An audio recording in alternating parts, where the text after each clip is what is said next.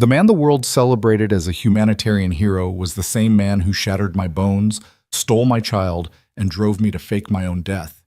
I thought hiding was survival, until the night a stranger with 5 grieving children pulled over on a frozen roadside and offered me something I'd forgotten existed: safety. This is the story of how I went from a battered wife with no name, no future, and no hope, to the mother who chose to fight back. Please stay until the end and comment your city so I can see how far my story travels. The November wind cut through Mara Collins like 1,000 tiny blades, each gust a reminder that she was alive. Barely, painfully, miraculously alive. She sat hunched on the metal bench at the Greyhound bus stop on Route 9, her entire world reduced to a thin cotton dress, a stolen $20 bill folded in her bra, and bruises that mapped 12 years of hell across her skin like a grotesque atlas of suffering. Her wrists throbbed where Victor's fingers had dug in just hours earlier. Purple and yellow, the marks looked like twisted bracelets, the kind of jewelry that came with threats instead of promises. The kind that reminded you that love, or what some people called love, could break every bone in your body while whispering that you deserved it. It was 11:47 p.m. Mara knew because she'd been watching the digital clock inside the shuttered convenience store across the street, counting each minute as both a victory and a terror. Every minute away from Victor Hartwell was a minute closer to either freedom or death. She wasn't sure which would come first. The bus she'd been waiting for had broken down 30 miles away. The attendant had told her this through the crackling speaker of the payphone before the line went dead. No refund, no alternative. Just static and the click of disconnection. The sound of hope evaporating into the November night. Mara pulled her knees to her chest, trying to conserve what little body heat she had left. Her teeth chattered so violently she bit her tongue, tasting copper. The streetlight above her flickered, struggling against the wind, casting her shadow in epileptic bursts across the cracked pavement. She thought about the baby. Always the baby. 6 months ago she'd been pregnant. Terrified, yes, but also desperately, secretly hopeful. Maybe a child would soften Victor. Maybe motherhood would give her a purpose beyond being his perfect, silent, obedient wife. Maybe the baby would be the reason she finally found the courage to leave. But Victor had other plans. The accident on the stairs had been no accident. The shove had been calculated, precise, delivered with the same cold efficiency he used in his boardroom negotiations. She'd tumbled 13 steps, her screams swallowed by the marble walls of their pristine estate. By the time she reached the bottom, her body had already begun the process of letting go, of the pregnancy, of hope, of the last shred of her that believed in fairy tales. Victor had called 911 himself, playing the devastated husband with Oscar-worthy performance. "My wife fell, please, she's pregnant, hurry!" But in the hospital room, when the nurses left and the doctor explained the miscarriage with sympathetic, practiced words, Victor had leaned close to her ear, his breath hot against her skin, and whispered, "Now maybe you'll remember that your only job is to be beautiful and silent. You failed at giving me an heir, don't sway it. Don't fail at anything else." That was the moment Mara Collins began planning her death. Not her real death. Victor didn't deserve that satisfaction, but the death of her existence in his world. She would become a ghost, a memory, a tragic news story about a depressed woman who couldn't recover from her loss and simply disappeared. It had taken 4 months of meticulous, terrifying preparation. 4 months of hiding cash from grocery money, $5 here, $10 there, buried in tampon boxes Victor would never touch. 4 months of memorizing the security system's blind spots, the guards' shift changes, the precise time the perimeter cameras cycled to the east gate. 4 months of watching her husband's face on magazine covers and television interviews, the world celebrating Victor Hartwell as a visionary philanthropist, a champion of mental health awareness, a devoted husband mourning his wife's struggles with depression and grief. Every smile he gave to cameras was a knife in her chest. Every charitable donation he announced was blood money, paid for with her silence, her suffering, her stolen child. The escape itself had been chaos wrapped in adrenaline. She'd waited until Victor left for his annual charity gala, the one where he'd receive another humanitarian award, another standing ovation, another opportunity to prove to the world that he was a good man. She'd disabled the bedroom alarm using the code she'd memorized from watching his fingers on the keypad squeezed through the bathroom window that was supposed to be painted shut but wasn't, dropped 12 feet into the rose garden that had always been more thorns than flowers, and ran. Just ran. Through the estate grounds, through the woods that bordered their property, through the creek that soaked her shoes and made her feet numb, through the service road where delivery trucks came and went without question, through the industrial park where no one looked twice at a woman stumbling in the dark, through the neighborhoods that blurred together until she finally reached the bus station with her lungs burning and her vision spotting and her heart hammering so hard she thought it might burst through her ribs. That had been 8 hours ago. Now, sitting on this bench, watching her breath form small clouds in the frigid air, Mara wondered if she'd made a terrible mistake. Maybe death, real death, would have been kinder than this limbo. At least death had a destination. This was just cold, endless waiting for either rescue or recapture. She hadn't eaten since yesterday morning. The $20 in her bra was supposed to last until she reached the women's shelter 3 towns over, but that plan had died with the broken-down bus. She had no phone, no ID. She'd left her driver's license behind because Victor tracked everything. No coat, and nowhere to go. The wind picked up, carrying the scent of coming snow. Mara closed her eyes and tried to remember warmth. She tried to remember a time before Victor, before the marriage that had started with roses and promises and ended with blood and silence. But the memories were slippery, faded, like photographs left too long in sunlight. Had she ever been warm? Had she ever been safe? Headlights appeared in the distance, growing brighter. Mara's body tensed instinctively. Every car was a potential threat. Every stranger could be one of Victor's security team. He had connections everywhere. Police, private investigators, politicians who owed him favors. If he wanted her found, she would be found. It was only a matter of time. The vehicle slowed as it approached the bus stop. Mara's heart lurched. She calculated distances, escape routes. The woods were 50 yards behind her. Could she make it? Could her frozen legs even move fast enough? But the vehicle wasn't the black SUV she feared. It was a dented blue minivan, its sliding door covered in fingerprint smudges and what looked like old juice box stains. It pulled into the bus stop parking lot and idled there, exhaust puffing in gray clouds. Mara remained perfectly still, prey instinct overriding everything else. The driver's door opened and a man stepped out. He was tall, maybe 6 feet, with broad shoulders hunched against the cold. Dark hair, stubble that suggested he'd skipped shaving for a few days, jeans and a work jacket with Mercer Construction embroidered on the chest. He looked tired, the kind of tired that lives in your bones, that shows in the way you move like everything weighs too much. He looked at Mara for a long moment, and she saw his expression shift from surprise to concern to something that looked like recognition, not of her specifically, but of the situation, of desperation, of danger. "Hey," he called out, his voice careful, non-threatening. "You okay?" Mara didn't answer, couldn't answer. Every muscle in her body screamed at her to run, but she was so cold, so tired, so utterly depleted that running seemed impossible. The man took a few steps closer but maintained distance, his hands visible at his sides. "I'm Grant Mercer." He gestured to his jacket, as if the embroidered name was proof of trustworthiness. "I'm just heading home from a job site. Saw you sitting here and it's gonna snow soon. This bus stop doesn't have overnight service. Haven't for years since they cut the routes." Mara's voice came out as barely a whisper. "The bus? They said there was a bus." Grant's expression softened with understanding. "Yeah, they say a lot of things. Been meaning to take down that old schedule board, but nobody ever does." He paused, studying her more carefully now, and she saw the moment he noticed the bruises, the too thin dress, the way she was shaking. His jaw tightened. "Listen, I don't know your story, and you don't have to tell me, but it's 23 degrees out here and dropping. There's a diner about 2 miles up the road, open all night. I can give you a ride there if you want. They've got heat, coffee, and the owner's a friend. Good people." "I don't have money," Mara heard herself say, the admission shameful and small.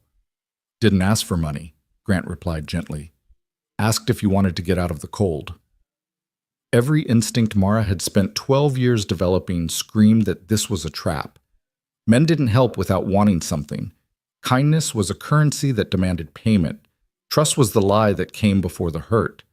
But her body was shutting down. She could feel it, the sluggish heaviness in her limbs, the way her thoughts were becoming fuzzy at the edges. Hypothermia didn't care about caution. Why? The word came out broken.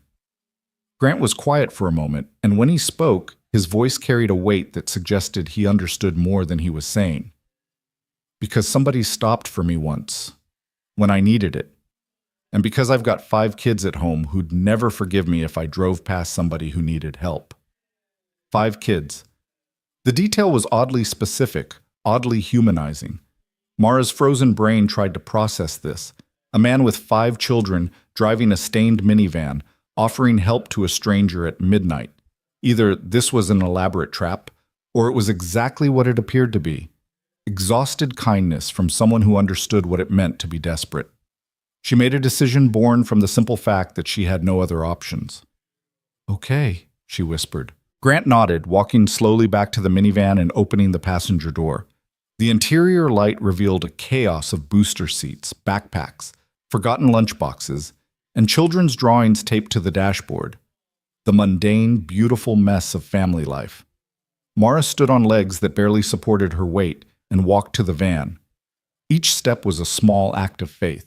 Or maybe just surrender. She climbed into the passenger seat, and the warmth from the vehicle's heater hit her like a physical embrace. She gasped, her body responding to the temperature change with violent shivers. Grant closed her door carefully, walked around to the driver's side, and got in. He didn't look at her, didn't ask questions, just put the van in drive and pulled back onto the empty highway. The diner was exactly where he said it would be, a chrome-sided building with neon signs that promised breakfast all day and home cooking. Grant parked near the entrance, close to the light. "You coming in?" he asked. Mara nodded, not trusting her voice. Inside, the diner was warm and bright, smelling of coffee and bacon and maple syrup, scents so normal, so wonderfully ordinary that Mara felt tears prick her eyes. A handful of late-night customers sat scattered across the booths, a truck driver nursing coffee, a nurse in scrubs eating pie, an elderly couple sharing a basket of fries. Grant guided her to a corner booth, away from windows, and she realized he'd done that intentionally. Protection. Privacy. A waitress appeared, somewhere in her 60s, with reading glasses hanging from a chain and a name tag that read Dottie. She took one look at Mara and her expression shifted from professional friendliness to maternal concern. "Coffee?" she asked, but she was already pouring, already sliding the cup into Mara's frozen hands. "And whatever she wants to eat," Grant added. "On my tab." Dottie nodded, understanding passing between them in some silent language of people who'd seen things, who knew not to ask questions that would make someone run. When the waitress left, Grant wrapped his hands around his own coffee cup and finally looked at Mara directly.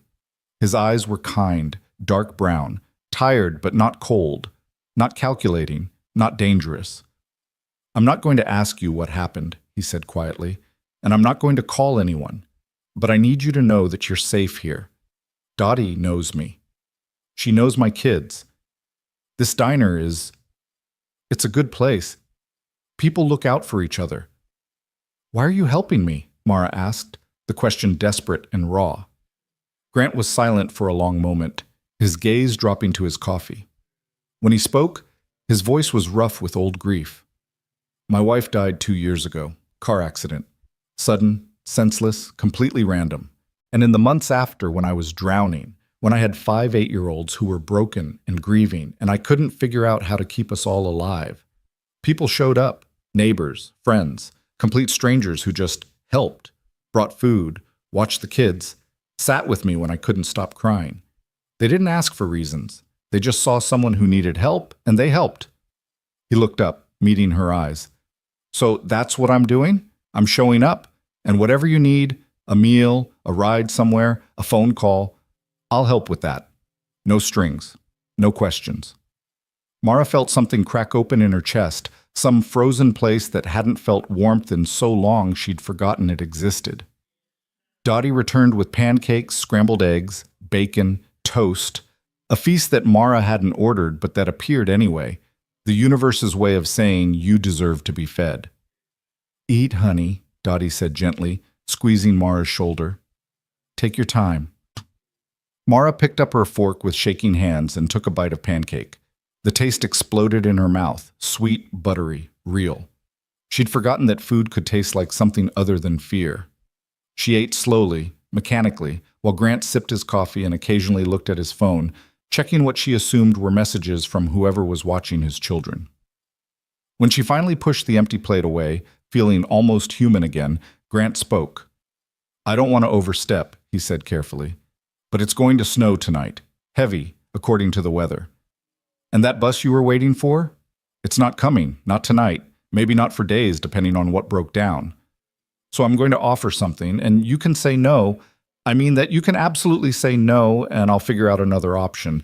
But," he took a breath, "I have a guest room. Well, technically it's my home office, but there's a fold-out couch. My kids are asleep. The house is chaos. It's not fancy, but it's warm and it's safe. You could stay tonight, get some real rest. And in the morning, when you've had sleep and food and time to think, we can figure out what comes next. I can drive you wherever you need to go, help you make calls, whatever you need." Mara stared at him, searching for the trap, the angle, the hidden cost.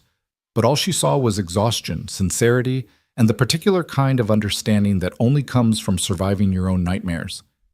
"I don't even know you," she whispered. "I know," Grant replied, "and that's terrifying, but I think maybe you don't have a lot of options right now, and I think maybe you're running from something bad enough that taking a chance on a stranger might be better than going back." He didn't ask her to confirm, didn't push for details, just laid out the truth as he saw it and waited. Mara thought about the alternative, going back outside into the cold, waiting for a bus that wouldn't come, using her last $20 for what? A motel room that would ask for ID she didn't have? Walking until she collapsed? Or worse, being found. Victor's security team tracking her phone records, her credit card, every digital footprint she'd spent 12 years creating. She'd been careful, but careful wasn't the same as invisible. What if... Mara's voice broke. "What if someone's looking for me?" Grant's expression darkened with understanding. "Then my house is the last place they'd look. I'm nobody. Just a single dad with too many kids and not enough sleep. No connection to anyone. No reason for anyone to notice." He paused. "And for what it's worth, if someone showed up looking for you, they'd have to go through me first. And I don't move easy." It was the quiet certainty in his voice that decided it. Not bravado, not a hero complex, just the simple statement that he would stand between danger and someone who needed protection. Mara had spent 12 years with a man who claimed to love her while systematically destroying her. Maybe it was time to trust someone who wasn't claiming anything except the desire to help. "Okay," she said. "Just for tonight." Grant nodded, relief visible in the way his shoulders relaxed slightly. He paid the bill, left a generous tip that Dottie accepted with a knowing nod, and led Mara back to the minivan. The drive to his house took 15 minutes, winding through suburban streets lined with small, well-kept homes. Grant's house was a 2-story colonial with a slightly overgrown lawn and a minivan-shaped dent in the driveway. Christmas lights hung from the gutters, half of them dark, as if someone had started decorating but run out of energy halfway through. Inside, the house was exactly as promised, chaotic, lived in, warm. The entryway was cluttered with shoes in various sizes, coats hanging from hooks, backpacks piled near the stairs. The living room beyond held a sectional couch covered in blankets and throw pillows, a coffee table buried under schoolwork and drawings, and a television paused mid-movie. "Stay quiet," Grant whispered. "Kids are asleep. Babysitter's probably asleep too on the couch." He led her through the living room where a teenage girl was indeed passed out on the sectional, phone still in her hand. Grant grabbed a blanket from the back of the couch and draped it over her carefully before gesturing for Mara to follow him upstairs. The second-floor hallway was lined with doors, most of them slightly ajar. Mara caught glimpses of bunk beds, stuffed animals, glow-in-the-dark stars on ceilings. The home office Grant mentioned was at the end of the hall, a small room with a desk, filing cabinets, and indeed a fold-out couch that looked like it had seen better days, but was covered in clean sheets and a thick comforter. "Bathrooms across the hall," Grant said quietly. "Towels in the cabinet. There's probably some women's clothes in the closet. My wife's things that are still here. You're welcome to anything that fits. And if you need anything at all, my room's the first door on the left. Don't hesitate." Mara nodded, overwhelmed by the simple kindness of it all. Grant started to leave, then paused at the door. "I know you don't have any reason to trust me, but you're safe here. I promise you that. Whatever you're running from, it doesn't reach here." Then he was gone, closing the door softly behind him. Mara stood in the middle of the small room, surrounded by the evidence of someone else's life. Family photos on the desk, children's artwork pinned to a bulletin board, a wedding picture showing Grant with a beautiful woman who had the same dark hair and warm smile as him. "Dead 2 years ago," he'd said, sudden and senseless. Mara looked at the woman's face and felt a strange kinship. Both of them ghosts, in different ways. Both of them leaving holes in the world that still echoed with loss. She walked to the bathroom and caught sight of herself in the mirror for the first time since leaving Victor's house. The woman staring back was unrecognizable, hollow-eyed, bruised, gaunt, with tangled hair and a dress that hung off her frame like a shroud. Mara turned on the shower and stepped under the spray, still wearing her dress, letting the hot water wash away the filth and fear and blood of her escape.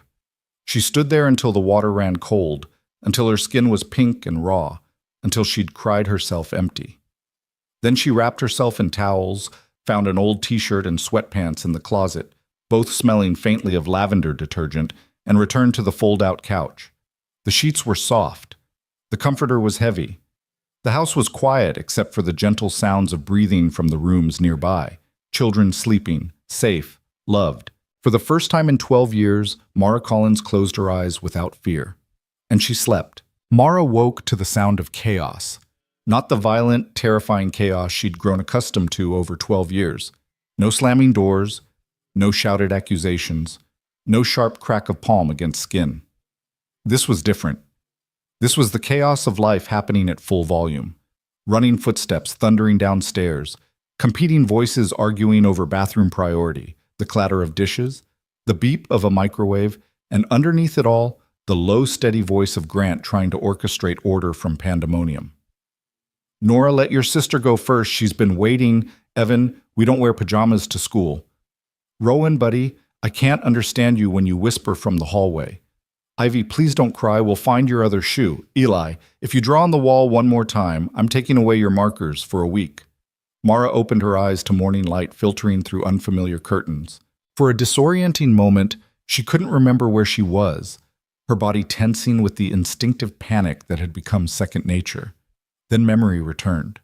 The bus stop, the diner, Grant's quiet kindness, the promise of safety. She sat up slowly, her body protesting. The bruises on her wrists had deepened to angry purple overnight, and her muscles ached from the combination of her escape and sleeping in a position that wasn't pure defensive tension. But she was warm, clean, alive. The digital clock on the desk read 7:23 a.m. Mara stood, smoothing down the borrowed t-shirt and sweatpants, and opened the door carefully. The hallway was a flurry of activity, children in various states of readiness rushing between rooms, all of them moving with the chaotic coordination of a well-rehearsed dance.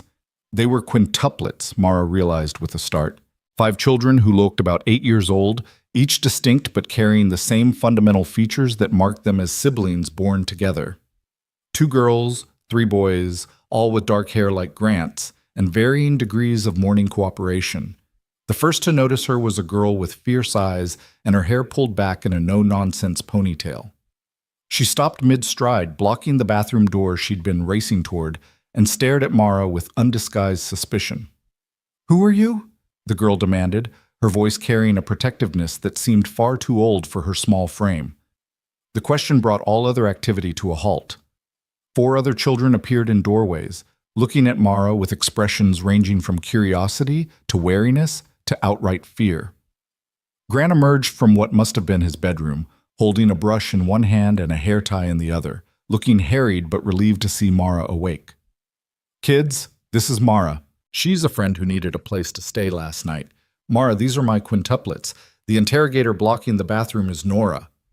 Nora didn't soften. If anything, her stance became more defensive. "We don't know her. Why is she wearing Mom's clothes? The words hit the room like a grenade.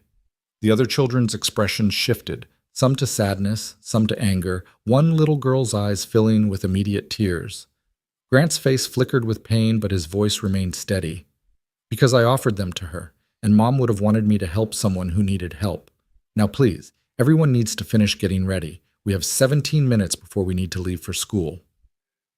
But none of the children moved. They stood frozen, 5 pairs of eyes fixed on Mara with varying degrees of judgment, fear, and something that looked like betrayal. Mara understood. She was an intruder in their grief, a stranger wearing their mother's clothes, appearing overnight like a ghost that didn't belong in their carefully maintained world. She'd experienced enough loss to recognize the fierce territorialism that came with it, the desperate need to keep everything exactly as it was because change meant accepting that the person was never coming back. "I'm sorry," Mara said quietly, her voice still rough from disuse and crying. "I didn't mean to intrude. Grant was kind enough to help me when I had nowhere else to go. I'll be gone soon, and you won't have to see me again." The little girl who'd been crying, Ivy, Mara would learn later, let out a small sob and ran back into her room, slamming the door. "Ivy, wait!" Grant started, but another child, a boy with thoughtful eyes and messy hair, shook his head. "Let her be, Dad. You know she needs time." The boy looked at Mara with an expression that was more analytical than hostile. "I'm Evan," that was Ivy. "She's scared of everything since Mom died. You look scary." "Evan," Grant's voice held warning. "What?" "She does. She's got bruises, and she looks like she's been crying, and she's too skinny. Ivy gets scared when people look hurt." Mara felt the observation like a physical blow, not because it was cruel, but because it was painfully, honestly true. She did look scary. She looked like exactly what she was, a woman who'd barely survived. The girl with the ponytail, Nora, continued her assessment. "Where did you come from? Why don't you have your own clothes? Are you running away from something?" "Nora, that's enough," Grant said firmly. "Everyone, room, now. Finish getting ready. We'll talk about this later." "But Dad, now." The command in his voice was gentle but absolute. The children dispersed reluctantly, Nora throwing one last suspicious glare at Mara before disappearing into the bathroom. Only one child remained, a small boy with paint-stained fingers who'd been standing silently in a doorway, watching everything with wide, unblinking eyes. Grant knelt down to the boy's level. "Eli, buddy, you okay?" The boy didn't answer, just kept staring at Mara. Then, in a voice so quiet she almost didn't hear it, he said, "She has the same eyes as Mom did, after." Grant went very still. "After what, Eli?" "After the accident, in the hospital, before she left." The boy's voice was matter-of-fact, as if he was simply reporting an observation rather than devastating everyone in the hallway. Her eyes looked like they hurt, like they saw something bad and can't stop seeing it. The silence that followed was suffocating. Grant's expression crumbled for just a moment, raw grief flashing across his face before he schooled it back into parental composure. He pulled his son into a tight hug, and Mara saw the boy's small arms wrap around his father's neck with the desperation of someone still learning how to hold on. "Go finish getting dressed," Grant said when he finally released Eli. "We're having cereal this morning because I didn't have time to make anything else." Eli nodded and wandered back to his room, still moving like someone underwater, processing things too big for his small frame to contain. When they were alone in the hallway, Grant turned to Mara with an apologetic expression. "I'm sorry, they're not usually like this. Well, actually they are exactly like this. Protective, suspicious, and occasionally brutal with their honesty. Losing their mom destroyed them in different ways, and they're still figuring out how to be people again." "You don't have to apologize," Mara said. "They're right to be suspicious. I'm a stranger. I am wearing their mother's clothes. And Eli," she swallowed hard. "Eli's right too. I do have eyes that have seen bad things." Grant studied her for a long moment, and she saw him making the same calculation he'd made last night: how much to ask, how much to respect her privacy, how to help without pushing too hard. "Do you want breakfast?" he finally asked. "Fair warning, it's going to be chaos. 5 kids eating cereal is basically a natural disaster with milk." Despite everything, Mara felt the corner of her mouth twitch. I don't want to make things harder for you. You're not, but I understand if you'd rather stay up here until we leave. School drop-off is in about 15 minutes, and then the house will be quiet. We can talk then about what comes next. Mara nodded, grateful for the exit, but something in her resisted. She'd spent 12 years hiding, making herself small, avoiding conflict. Maybe it was time to stop running from uncomfortable situations. I'll come down, she said, if that's okay. Grant's expression softened with something that looked like respect. It's okay. The kitchen was exactly what Mara expected, a large space that had probably once been organized but now bore the marks of 5 children and a father who was barely keeping his head above water. The table was covered in school permission slips, library books, and several attempted homework assignments. The counter held a line of lunchboxes in different colors, each one half-packed with varying levels of success. The refrigerator was plastered with artwork, spelling tests, and a large calendar marking orthodontist appointments, soccer practices, and something labeled grief counselor, all kids. The quintuplets were already seated at the table, bowls of cereal in front of them, eating with the silent concentration of children who'd been told to behave but weren't happy about it. Mara took a seat at the far end of the table, making herself as unobtrusive as possible.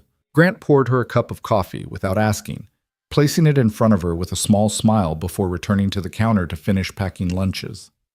The silence was oppressive. Mara could feel 5 pairs of eyes flickering toward her, assessing, judging, trying to figure out if she was a threat. It was Rowan, she would later learn, the quiet boy who'd been hiding in the hallway, who broke the tension. "What happened to your wrists?" he asked, his voice barely above a whisper. "Rowan," Nora hissed. "What? I'm just asking. It looks like it hurts." Mara looked down at her wrists where the bruises were clearly visible under the borrowed long sleeves she'd pushed up while sleeping. She could lie.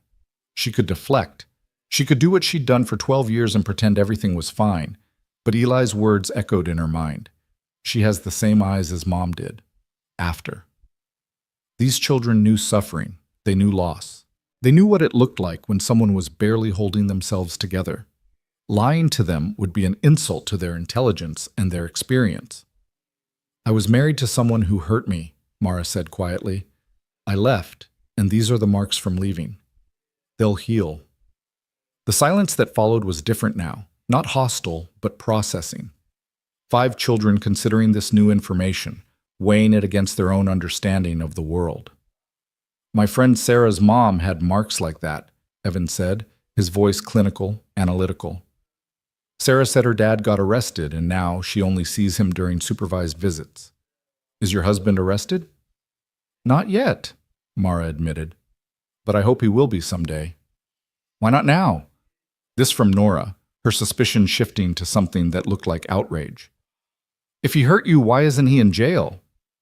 "Because sometimes the world doesn't work the way it should," Mara said. "Sometimes bad people are very good at pretending to be good, and sometimes people like me are too scared to tell anyone what's really happening." "Are you still scared?" Ivy's voice was tiny, trembling, coming from behind her cereal box, which she was using as a shield. Mara met the little girl's eyes, wide, brown, terrified of everything the world might contain. "Yes," she said honestly. "I'm still scared, but I'm trying to be brave anyway." Something in Ivy's expression shifted, just slightly. Not acceptance, but understanding. Fear recognizing itself in another person. Grant finished packing the last lunchbox and checked his watch. "All right, crew, we need to roll. Shoes, backpacks, jackets. Nora, please make sure Ivy doesn't forget her library book again. Evan, help Rowan find his other sneaker. Eli, wash your hands. You have marker on them from last night's art project." The children scattered in organized chaos, and within minutes they were assembled by the front door, looking like a mismatched but functional unit. Grant grabbed his keys, then turned to Mara. "I'll be back in about 30 minutes. There's food in the fridge. Help yourself to anything. The door locks automatically, so you're safe here. And Mara?" He waited until she met his eyes. "Thank you for being honest with them. They needed that." Then he herded his children out the door, and Mara was alone in the sudden, overwhelming quiet.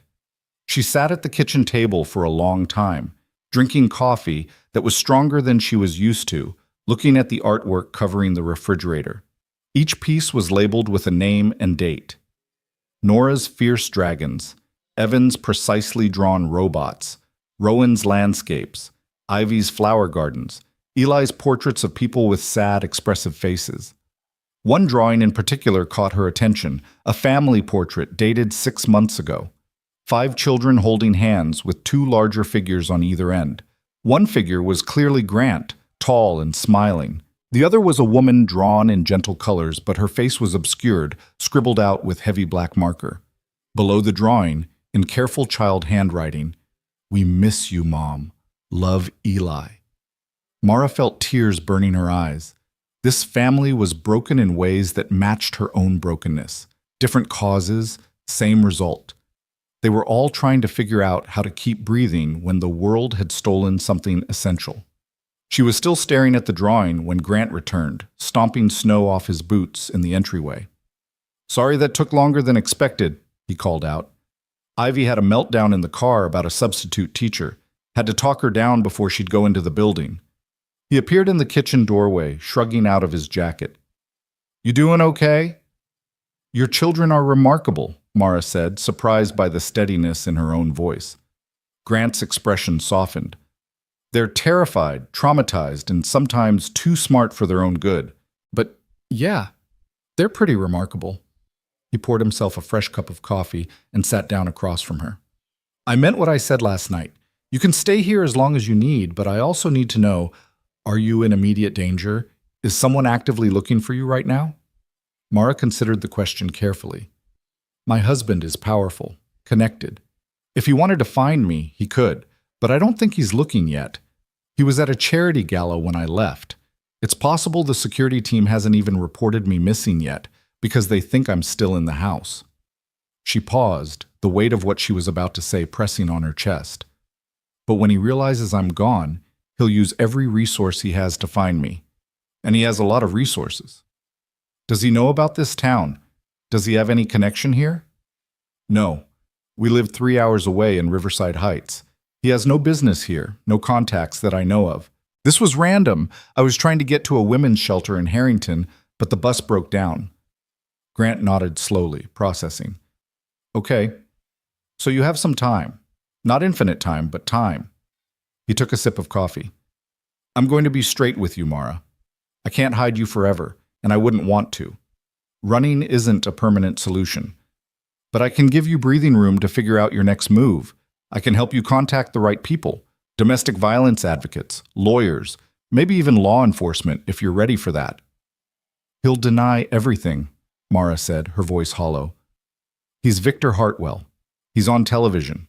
He gives speeches about mental health and family values. He's donated millions to women's shelters, for God's sake. Who's going to believe me over him?" "People who know how to recognize abuse," Grant said firmly. "People who've seen this pattern before. And evidence. You said he caused your miscarriage. There are medical records, right? Hospital documentation?" Mara nodded slowly. "Dr. Reese, she's the one who treated me after the fall. She knew. I could see it in her eyes. She knew it wasn't an accident, but I never told her the truth. I was too scared." "Okay, so that's somewhere to start. We can—" Grant was interrupted by his phone buzzing. He glanced at the screen and sighed. "I'm sorry. I have to take this. Work emergency. But we'll figure this out, Mara. I promise." He stepped into the other room, his voice shifting into professional contractor mode, discussing lumber deliveries and permit inspections. Mara sat alone in the kitchen, feeling the weight of possibility settling over her. For the first time in 12 years, someone was offering her more than just escape. They were offering her a path to actually fighting back. The day passed in strange, quiet domesticity. Grant worked from his home office, making calls and reviewing blueprints while Mara explored the house with the careful hesitation of someone still not quite believing she was allowed to exist in this space. She found the laundry room and washed her dress, even though she wasn't sure she'd ever wear it again. It felt important to clean away the physical evidence of her escape. She discovered a bookshelf in the living room filled with children's books and a few worn novels that had clearly belonged to Grant's wife. She even found herself straightening up the kitchen, not because she felt obligated, but because doing something normal, something productive, made her feel slightly more human. Around noon, Grant emerged from his office with an apologetic smile. I know this is probably boring for you, just sitting around. I have to go to a job site for a few hours this afternoon. Supplier delivered the wrong fixtures and I need to sort it out. You're welcome to come with me if you want to get out of the house, or you can stay here. Whatever feels safer. I'll stay, Mara said. If that's okay. Completely okay. Help yourself to anything. TV, books, food, whatever you need.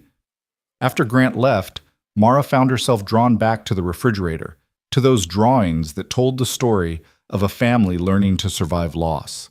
She studied each one, seeing the progression of grief. Early drawings showing the mother figure present, later ones showing her absence. The most recent ones showing 5 children trying to remember how to smile. She was still standing there when the front door burst open 3 hours later, a tornado of children in winter coats and competing voices, all trying to tell Grant about their day simultaneously. And then Marcus threw up in math class, and it got on Sarah's shoes. I got 100 on my spelling test, but Mrs. Chen says I need to work on my handwriting. The substitute teacher made us do silent reading for 2 hours, and I finished my entire book. Someone broke the swing at recess, and now we can't use the playground until they fix it. Dad, Eli drew on the bathroom wall again. The chaos flooded the space like water breaking through a dam, and Mara pressed herself against the refrigerator, suddenly overwhelmed by the sheer volume of life happening around her. Grant saw her there, looking small and frightened, and gently herded his children toward the living room. Okay, everyone dump backpacks and jackets in the mudroom, please. Snack time, then homework. Mara's still here, and I need you all to remember your manners. The quintuplets noticed her then, their excitement dimming into wariness. They filed past her to the mudroom with varying degrees of acknowledgement. Nora with continued suspicion, Evan with clinical interest, Rowan without meeting her eyes, Ivy peeking from behind her siblings, and Eli staring with that same unblinking intensity from the morning. Grant distributed apple slices and cheese crackers with the efficiency of someone who'd performed this ritual countless times, then settled the children at the kitchen table with homework folders. Mara tried to make herself invisible in the corner, but Eli kept glancing at her, his expression thoughtful. Are you going to stay here? He asked suddenly, his voice cutting through the scratching of pencils and the whispered debate between Nora and Evan about a math problem. The question stopped everything. 4 other children looked up, waiting for her answer with expressions that ranged from hopeful to hostile. Mara looked at Grant, unsure how to respond. He gave her a small nod, permission to be honest. I don't know, she said. I need somewhere safe while I figure out what to do next, and your dad has been kind enough to let me stay for a little while. But I don't want to intrude on your family or make you uncomfortable. You're already intruding, Nora said bluntly. This is our house, our family. We didn't ask for you to be here. Nora, Grant's voice held warning. What? It's true. She's a stranger wearing Mom's clothes and sitting in Mom's chair, and Nora's voice cracked. And you're just letting her be here like it's normal, but it's not normal. None of this is normal. The little girl's composure shattered. Tears streamed down her face as she pushed back from the table and ran upstairs, her footsteps thundering through the ceiling above them. Grant closed his eyes briefly, exhaling hard. Eli, help your siblings finish homework. I need to go talk to Nora. But before he could move, Mara spoke. Let me. Everyone stared at her. I know what it's like to lose everything, Mara said quietly. I know what it's like when someone new shows up and it feels like they're trying to replace something irreplaceable. I understand her anger. Maybe I'm the right person to hear it. Grant looked uncertain. Mara, you don't have to. I know, but I want to, if she'll let me. After a long moment, Grant nodded. 3rd door on the right. Knock first. If she tells you to go away, respect that. Mara climbed the stairs slowly, her heart hammering. She found Nora's door, decorated with a hand-painted name sign and drawings of dragons, and knocked gently. Go away. The voice was muffled, tear-soaked. It's Mara, not your dad. Can I come in? No.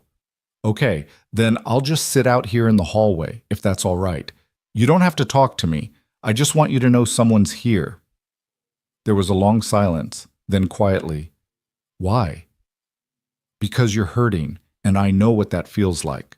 And because you're right, I am intruding. I am a stranger in your house, and you deserve to be angry about that.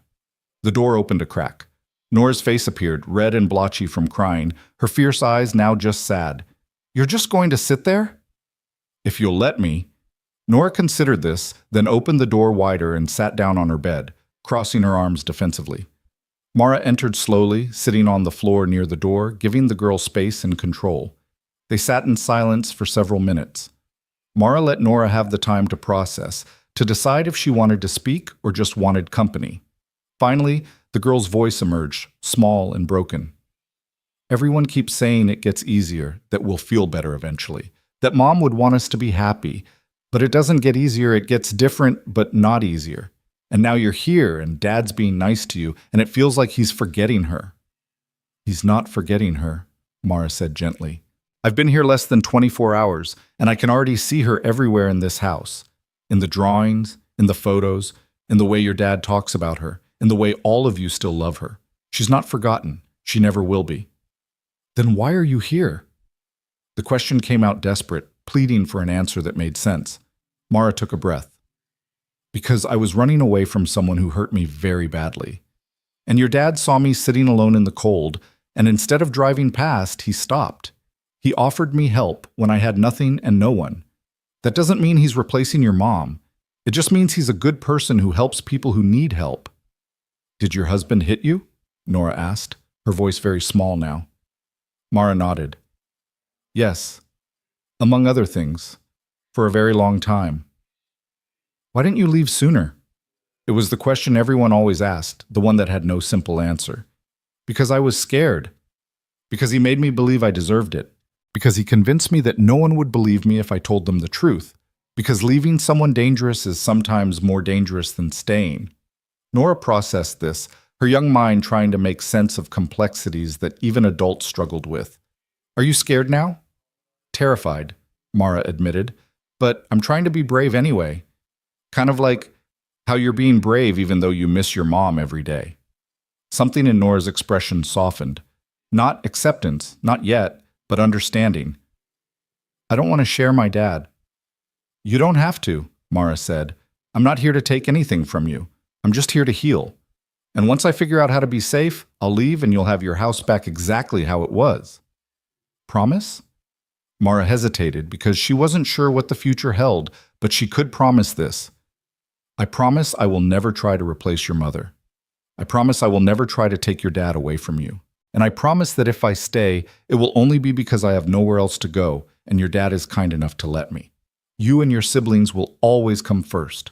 Nora wiped her eyes with her sleeve, considering. Then, in a voice that was still suspicious, but slightly less hostile. Okay, but I'm watching you. I'd expect nothing less, Mara said with a small smile. Over the following days, an uneasy routine developed. Grant went to work sites during school hours. Mara stayed at the house and slowly began helping with small tasks, folding laundry, washing dishes, preparing ingredients for dinner. The children came home each afternoon in their tornado of energy and homework and sibling disputes, and Mara learned to read their patterns. Nora remained watchful, but gradually less hostile, especially after Mara asked her opinion on things rather than assuming authority. Evan treated her like an interesting research subject, asking clinical questions about her injuries and her escape with the detachment of a junior scientist. Rowan said almost nothing, but started leaving his drawings where Mara could see them, small landscapes of places that looked peaceful, safe. Ivy kept her distance, but stopped running away when Mara entered a room. And Eli continued to stare with those knowing, ancient eyes, occasionally making observations that were far too perceptive for an 8-year-old. One evening, while Grant was helping Rowan with math homework and the other children were occupied with various activities, Eli approached Mara where she sat reading on the couch. Can I draw you? He asked. Mara looked up, surprised. Draw me? I like drawing people, especially people with interesting faces. Yours is interesting. Interesting how? Eli tilted his head, considering. Sad, but trying not to be. Scared, but trying not to show it. Broken, but trying to fix yourself. He paused. Like Dad, after Mom died. The observation was delivered without malice, just honest assessment. Mara found herself nodding. Okay, you can draw me. Eli settled on the floor with his sketch pad and pencils, his small face scrunched in concentration. For 20 minutes, he worked in silence while Mara tried to hold still, feeling oddly exposed under the scrutiny of this perceptive child. When he finished, he held up the drawing. Mara stared at it, her breath catching. He'd drawn her sitting on the couch, but the background showed her standing in a doorway with light behind her. Not entering, not leaving, just standing in the threshold. The look on her face in the drawing was raw, vulnerable, hopeful, and terrified all at once. "That's how I see you," Eli said simply. "Standing in the door, not sure if you're coming or going." Mara felt tears prick her eyes. "That's exactly right," she whispered. "Do you want to stay?" Eli asked, his voice still clinical, curious rather than emotional. "I don't know if that's an option. Dad would let you. He's lonely. He tries to hide it, but we all know. And you're lonely too. Maybe lonely people should help each other." Before Mara could respond, Grant called Eli for his bath, and the boy wandered off, leaving his drawing on the coffee table. Mara picked it up carefully, studying the details, the way he'd captured her uncertainty, her fear, her fragile hope. She was still looking at it when Grant returned. The children finally settled for the night. "May I?" he asked, gesturing to the couch. Mara nodded, and he sat beside her, close but not touching, respecting the careful distance they'd maintained. "Eli's quite the artist," Grant said, looking at the drawing. "He sees too much." "Yeah, he always has. Even before his mom died, he was the one who noticed things nobody else did. Sometimes I worry about him, that he's carrying too much awareness for such a small person." They sat in comfortable silence for a moment, the house finally quiet after the day's chaos. "I called Dr. Reese today," Mara said suddenly, "the doctor who treated me after the miscarriage. I used your phone. I hope that's okay." Grant turned to face her fully. "Of course it's okay. What did she say?" "She kept meticulous records. She documented everything, the injuries, her suspicions, her concerns. She said she'd been hoping I'd come forward, that she'd been legally unable to report without my consent, but that she'd preserved everything just in case. She said she'd testify if I ever decided to press charges." "That's huge, Mara." "I know. But I also called a domestic violence hotline, and they explained how hard these cases are. How men like Victor, wealthy, powerful, publicly beloved, rarely face consequences. How I'd be put through hell, my entire life exposed, every choice questioned. How he'd hire the best lawyers to destroy my credibility." Grant was quiet for a long moment.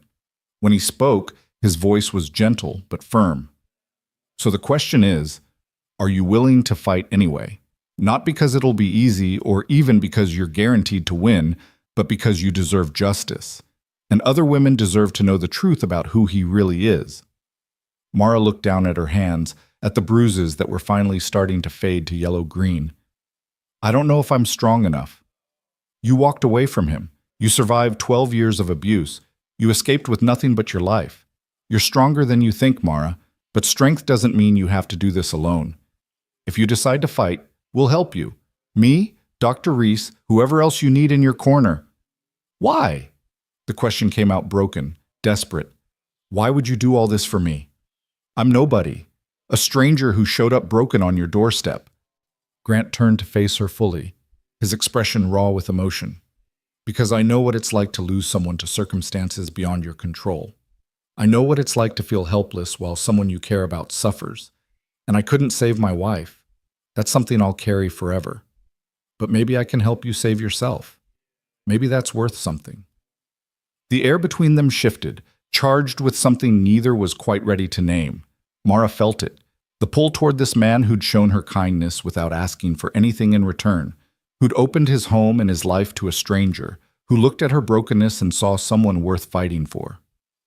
"I should go to bed," she said, standing quickly, needing space before she did something foolish like lean into the comfort he represented.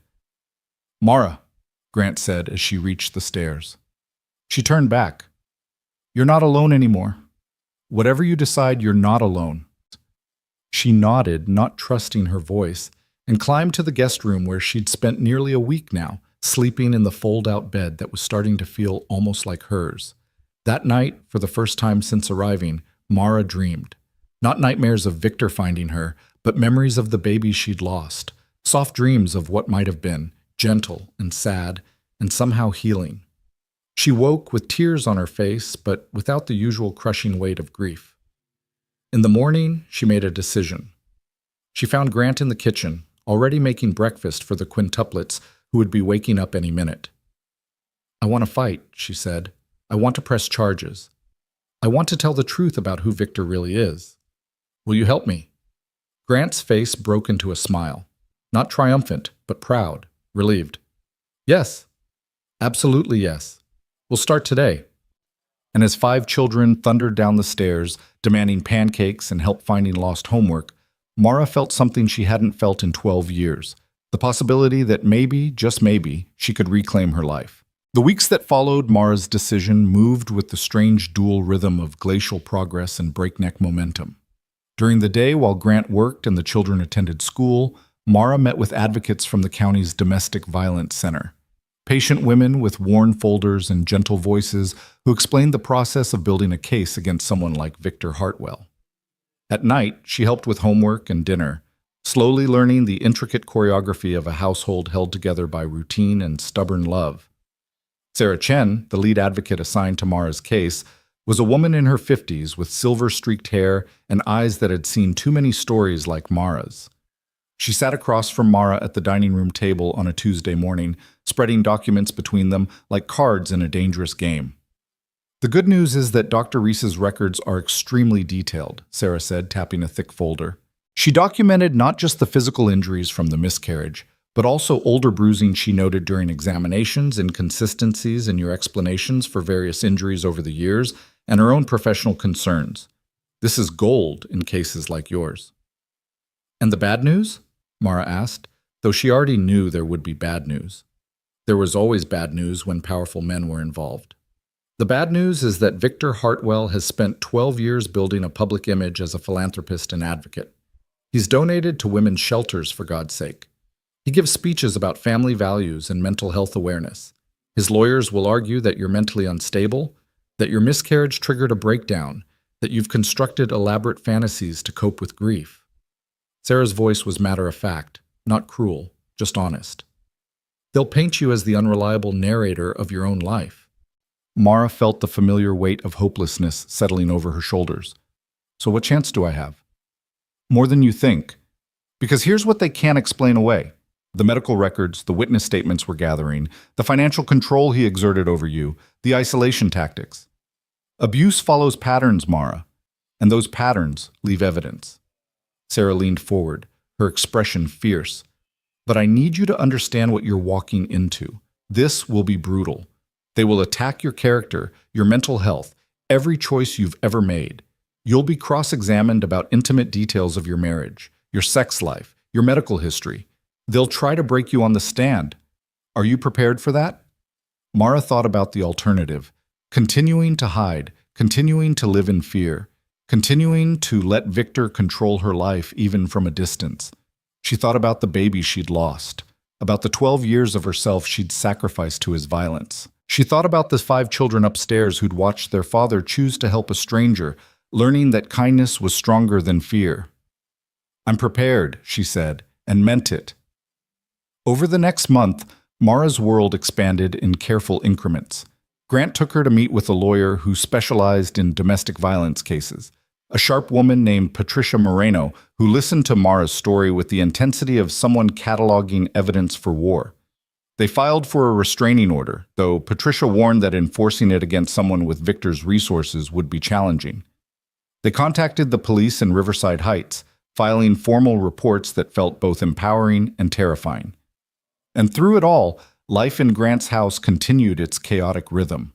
Mara found herself becoming part of the machinery, not replacing the mother who was gone, but filling spaces that had been empty. She learned that Nora needed someone to braid her hair tightly before school, or she'd spend all day fidgeting with it.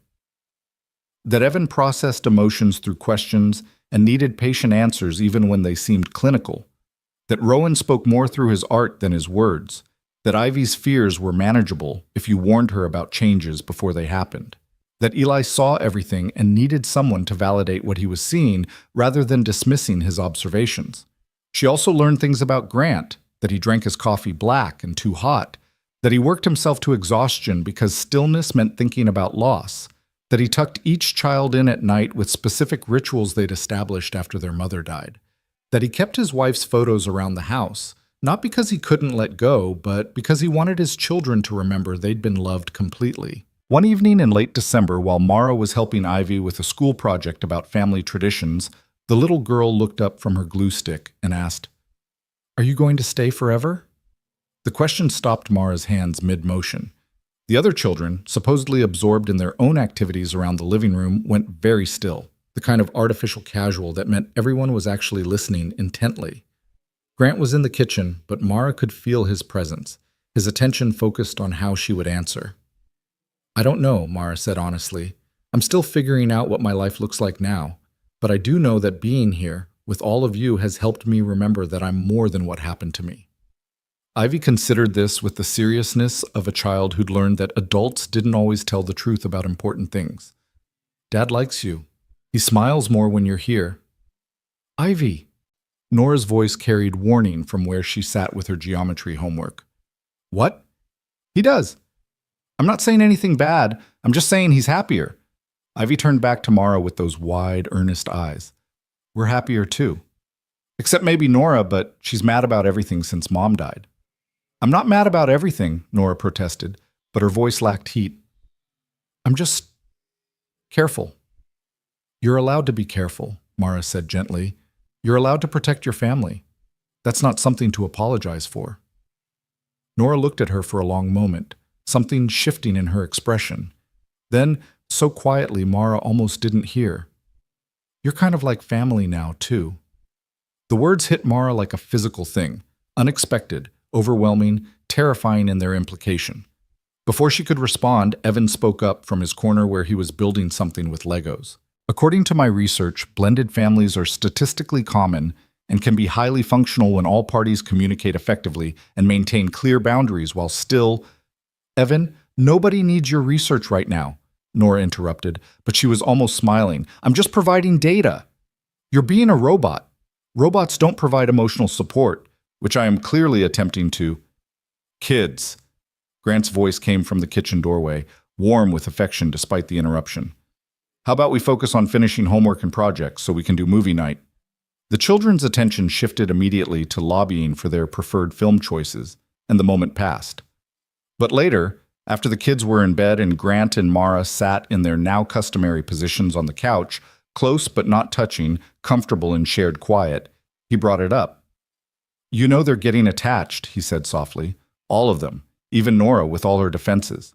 You're becoming part of their routine, part of their sense of normal." "I know," Mara said. "I didn't mean for that to happen. I'm not criticizing. I need to know what your plan is. Not because I want you to leave, but because I need to prepare them if you're going to. They've lost enough." Mara turned to look at him, really look at him. His face was lined with exhaustion and old grief, but also with something gentler, hope, maybe, or the possibility of it. In the weeks she'd lived in his home, she'd watched him father 5 children with a patience that seemed superhuman. She'd seen him work impossible hours to keep his business afloat while never missing a school event or doctor's appointment. She'd witnessed him break down exactly once, late at night, when he thought everyone was asleep, standing in front of his wife's photo and whispering apologies for all the ways he felt he was failing their children. She'd also felt the way the air changed when they were in the same room, the way his hand would accidentally brush hers when passing dishes at dinner, the way he looked at her sometimes when he thought she wasn't paying attention, not with pity or desire, but with something more complex, recognition, maybe, understanding. "I don't have a plan," she admitted. 2 months ago, I thought if I could just escape Victor, that would be enough. I didn't think about what came after. I definitely didn't think I'd end up here, in your home, caring about your children, feeling things I'm probably not ready to feel." Grant went very still. "What kind of things?" Mara's heart hammered. They'd been dancing around this for weeks. This unnamed thing between them that felt too significant to acknowledge but too present to ignore. But maybe it was time to stop dancing. "Safe things," she said quietly. "Warm things. Things I haven't felt in over a decade. Things that scare me because I don't trust my own judgment anymore." Victor made me believe love looked like control and violence. How do I know I'm not just transferring my dependence from one man to another? Because you're not dependent on me, Grant said firmly. You're staying in my house, yes. I'm helping you build your case, yes. But you're making your own choices. You're fighting your own battles. I'm just here, supporting from the sidelines. Is that all you want to be? The question escaped before Mara could stop it, vulnerable and raw. Supportive from the sidelines? Grant took a long breath, and when he spoke, his voice carried the weight of someone who'd thought about this a great deal. What I want and what's right aren't always the same thing. You're still recovering from trauma. You're still married, technically, even though you're pursuing divorce. You're building a legal case that requires all your focus and energy. This is not the time for me to complicate your life by admitting that He stopped himself, shaking his head. It doesn't matter what I want. It matters to me, Mara whispered. They sat in the charged silence, the house creaking around them with familiar sounds. Finally, Grant reached out and took her hand. A simple gesture, but the first deliberate physical contact they'd shared beyond accidental brushes. His hand was warm, calloused from construction work, steady. I care about you, he said, more than is probably wise given the circumstances. But I also respect that you need time and space to figure out who you are outside of what Victor made you. So here's what I'm offering. Stay as long as you need. Be part of this family in whatever capacity feels right. And when you're ready, if you're ever ready, we can talk about what this could be. But no pressure, no expectations, just presence. Mara felt tears burning her eyes. After 12 years of Victor's demands and conditions and requirements, the gift of patience and respect felt almost too precious to accept. Thank you, she managed. They sat there, hands linked, until Mara finally pulled away and retreated to her room where she could cry without an audience. Tears of grief and relief and something that might have been hope.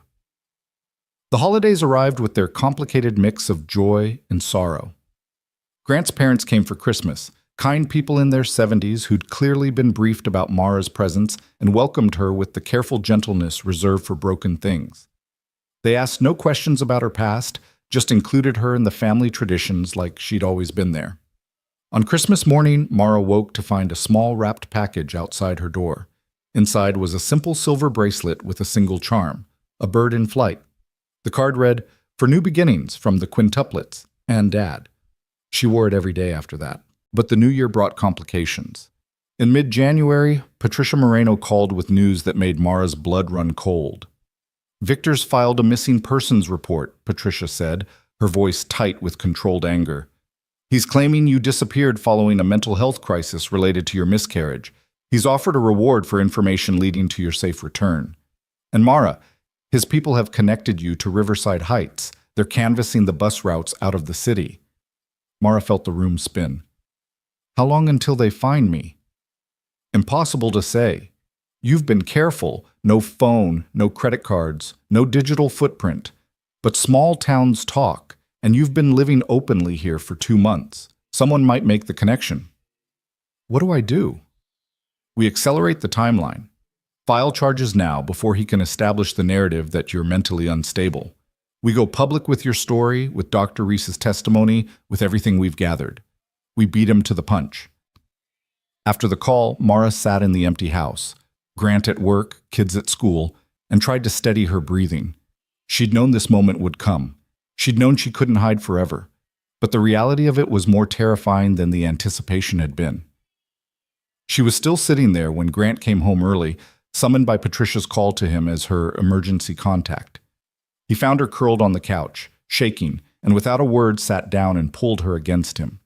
Mara let herself be held, let herself take comfort in his solid presence. We knew this would happen, Grant said quietly. We prepared for this. I'm not ready. Yes, you are. You're terrified, but you're ready. There's a difference. That evening, they told the children what was happening.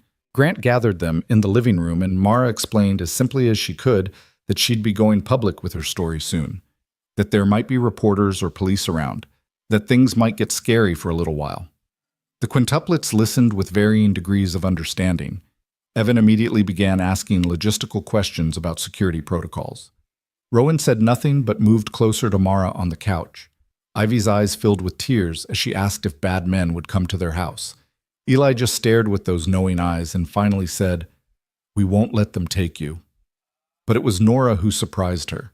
The girl who'd been most resistant to Mara's presence stood up and announced with fierce determination, "If anyone tries to hurt you, they have to go through all of us. You're family now. We protect family." The other children nodded in agreement, and Mara found herself crying as 5 8-year-olds gathered around her in a protective huddle, their small arms creating a fortress that felt stronger than any wall. 2 days later, Mara held a press conference organized by the Domestic Violence Center.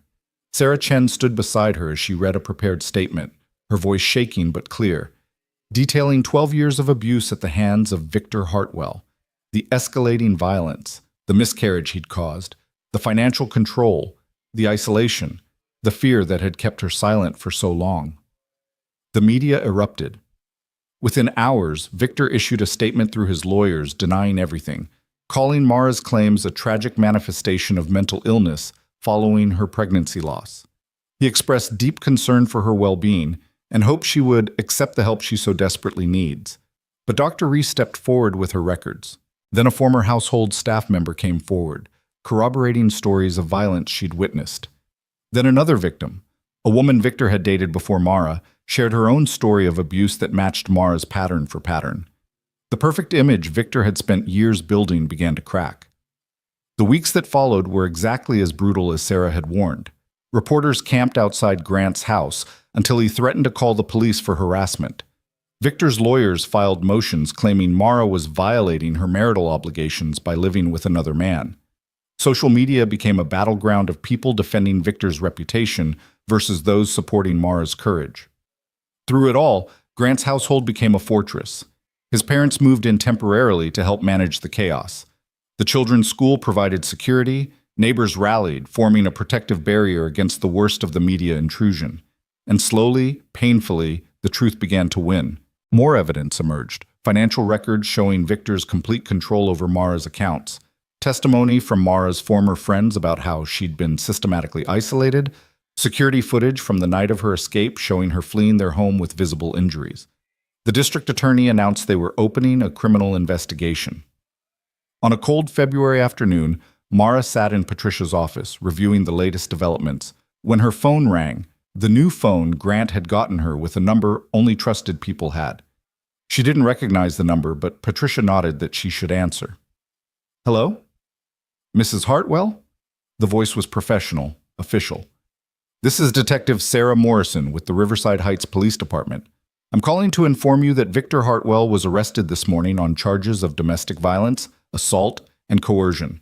He's currently being held without bail given his resources and flight risk. I wanted you to hear it from us first." Mara's vision blurred. Patricia was already standing, moving toward her, but Mara waved her off.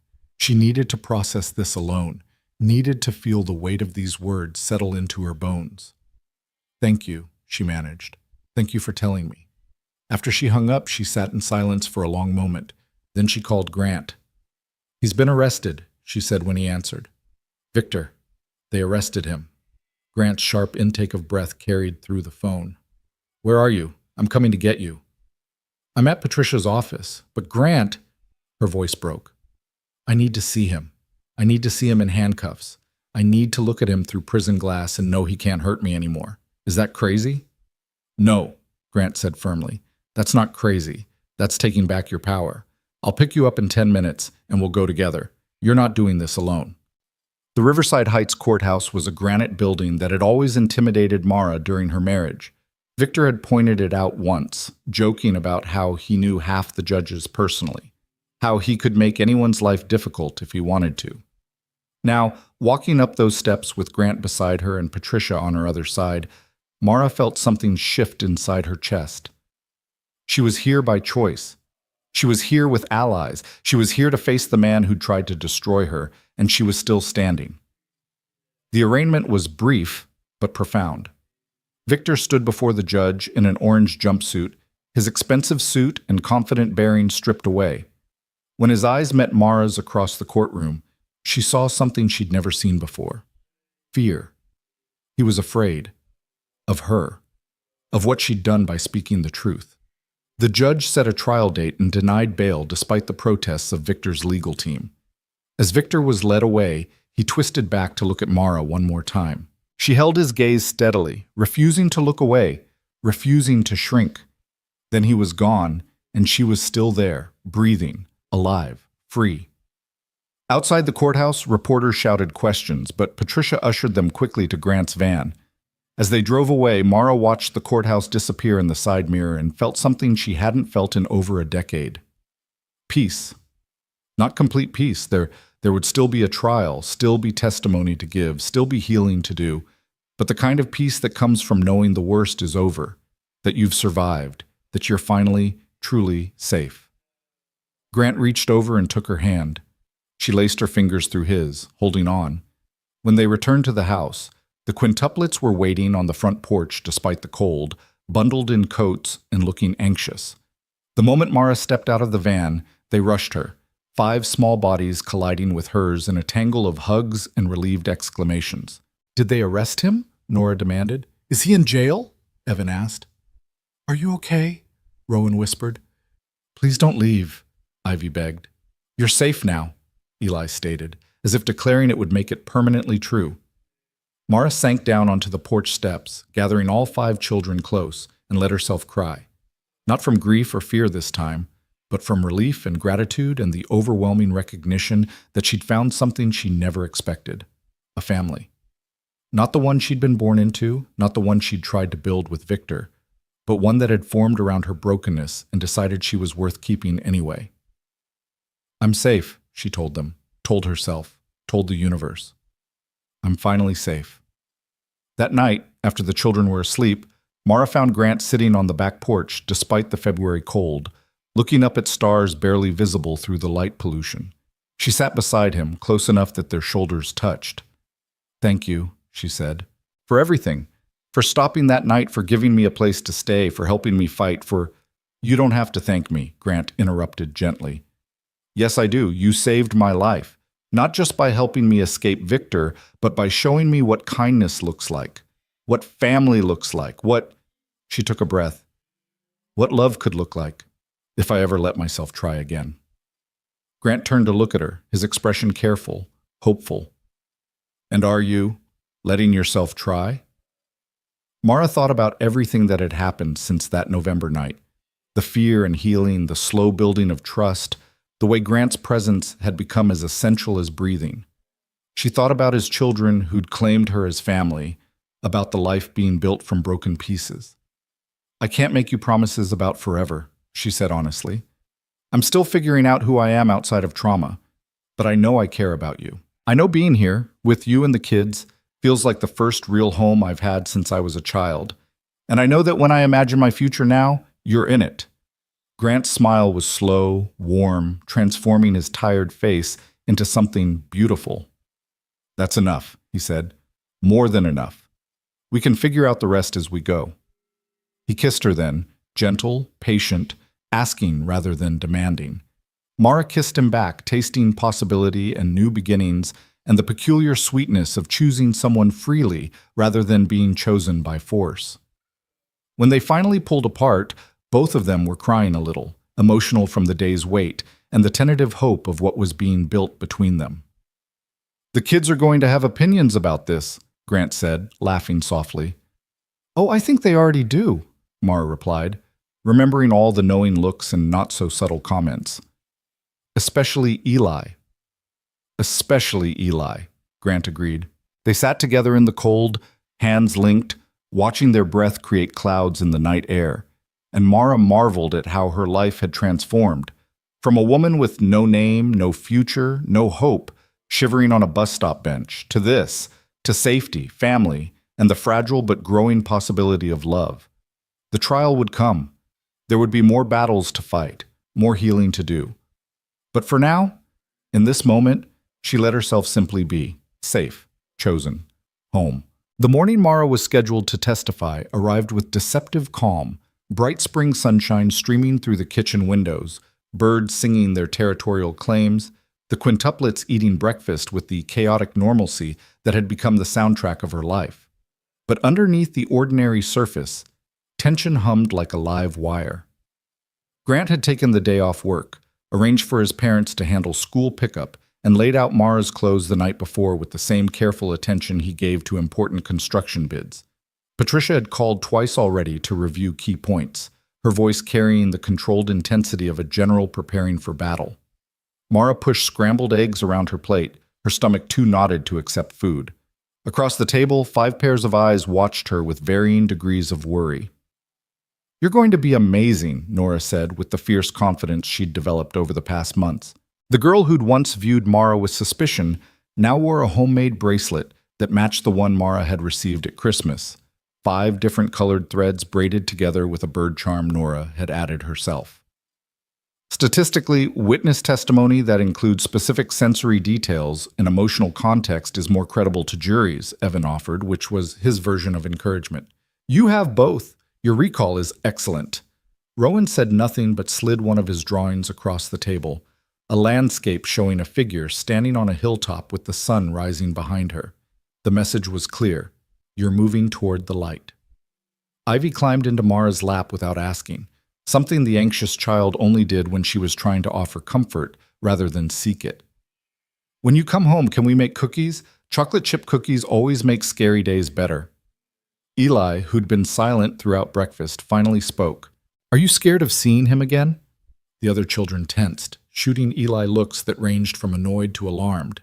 But Mara had learned that Eli's directness was a gift, not a weapon. He asked the questions everyone else danced around because he understood that naming fear diminished its power. "Yes," Mara said honestly, "I'm terrified. Even though he's in handcuffs, even though there are guards and lawyers and a judge between us, part of me is still that woman who believed he could reach me anywhere. But I'm going to testify anyway, because being scared isn't a good reason to let him keep controlling my life." Eli nodded, satisfied with the answer. "Good. Because he should be scared of you now, not the other way around."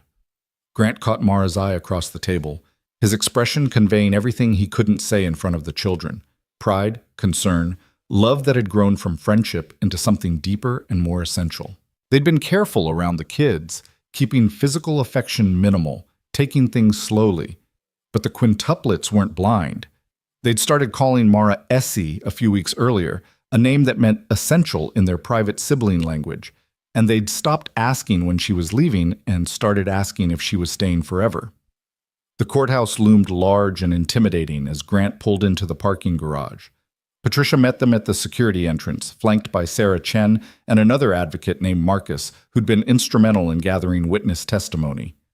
"Victor's legal team is going to try to rattle you," Patricia said as they moved through metal detectors. "They'll imply you're lying for attention or money. They'll suggest your mental health is compromised. They'll make the miscarriage seem like your fault somehow. None of it is true, but you need to hear it without reacting emotionally. Can you do that?" Mara thought about 12 years of learning to control her reactions, to hide fear, to present whatever face Victor demanded. The irony wasn't lost on her. The survival skills her abuser had forced her to develop were the same ones that would help her testify against him. "I can do it," she said. The courtroom was packed. Reporters filled the gallery, separated from the general public by a low barrier that did nothing to muffle the aggressive whisper of pens on paper and the occasional camera shutter despite the no photography signs. Mara saw faces she recognized, former friends of Victor's who'd stopped calling after her disappearance, board members from his charitable foundation, even a few celebrities he'd courted for fundraising events. They stared at her with expressions ranging from sympathy to skepticism to outright hostility. And there, at the defense table in a tailored suit that made him look like the successful philanthropist rather than the accused abuser, sat Victor Hartwell. He'd lost weight during his months in custody, and there were shadows under his eyes that hadn't been there before. But his posture remained perfect, his expression carefully neutral, every inch the wronged husband suffering through his disturbed wife's delusions. When his eyes met Mara's, she saw the calculation there. He was still trying to intimidate her, still trying to remind her of his power. But something had changed in her since that November night. She held his gaze until he looked away first, a small victory that steadied her racing heart. The prosecution attorney, a woman named Rebecca Torres with a reputation for demolishing abusive men on the stand, called Mara forward. The walk to the witness box felt endless. Every step weighted with the knowledge that the next hours would determine not just Victor's fate, but her own ability to finally close this chapter. After being sworn in, Mara sat in the hard wooden chair and gripped the armrest to keep her hands from shaking. Rebecca approached with a gentle smile, establishing rapport before the questioning began. "Mrs. Hartwell, can you tell us how you met Victor Hartwell?" Mara took a breath and began. She described meeting Victor at a charity event when she was 23, fresh out of graduate school and working at a nonprofit that helped at-risk youth. He'd been charming, attentive, sweeping her into a whirlwind romance that felt like a fairy tale.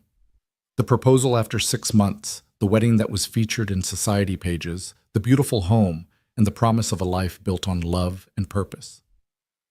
"When did things change?" Rebecca asked.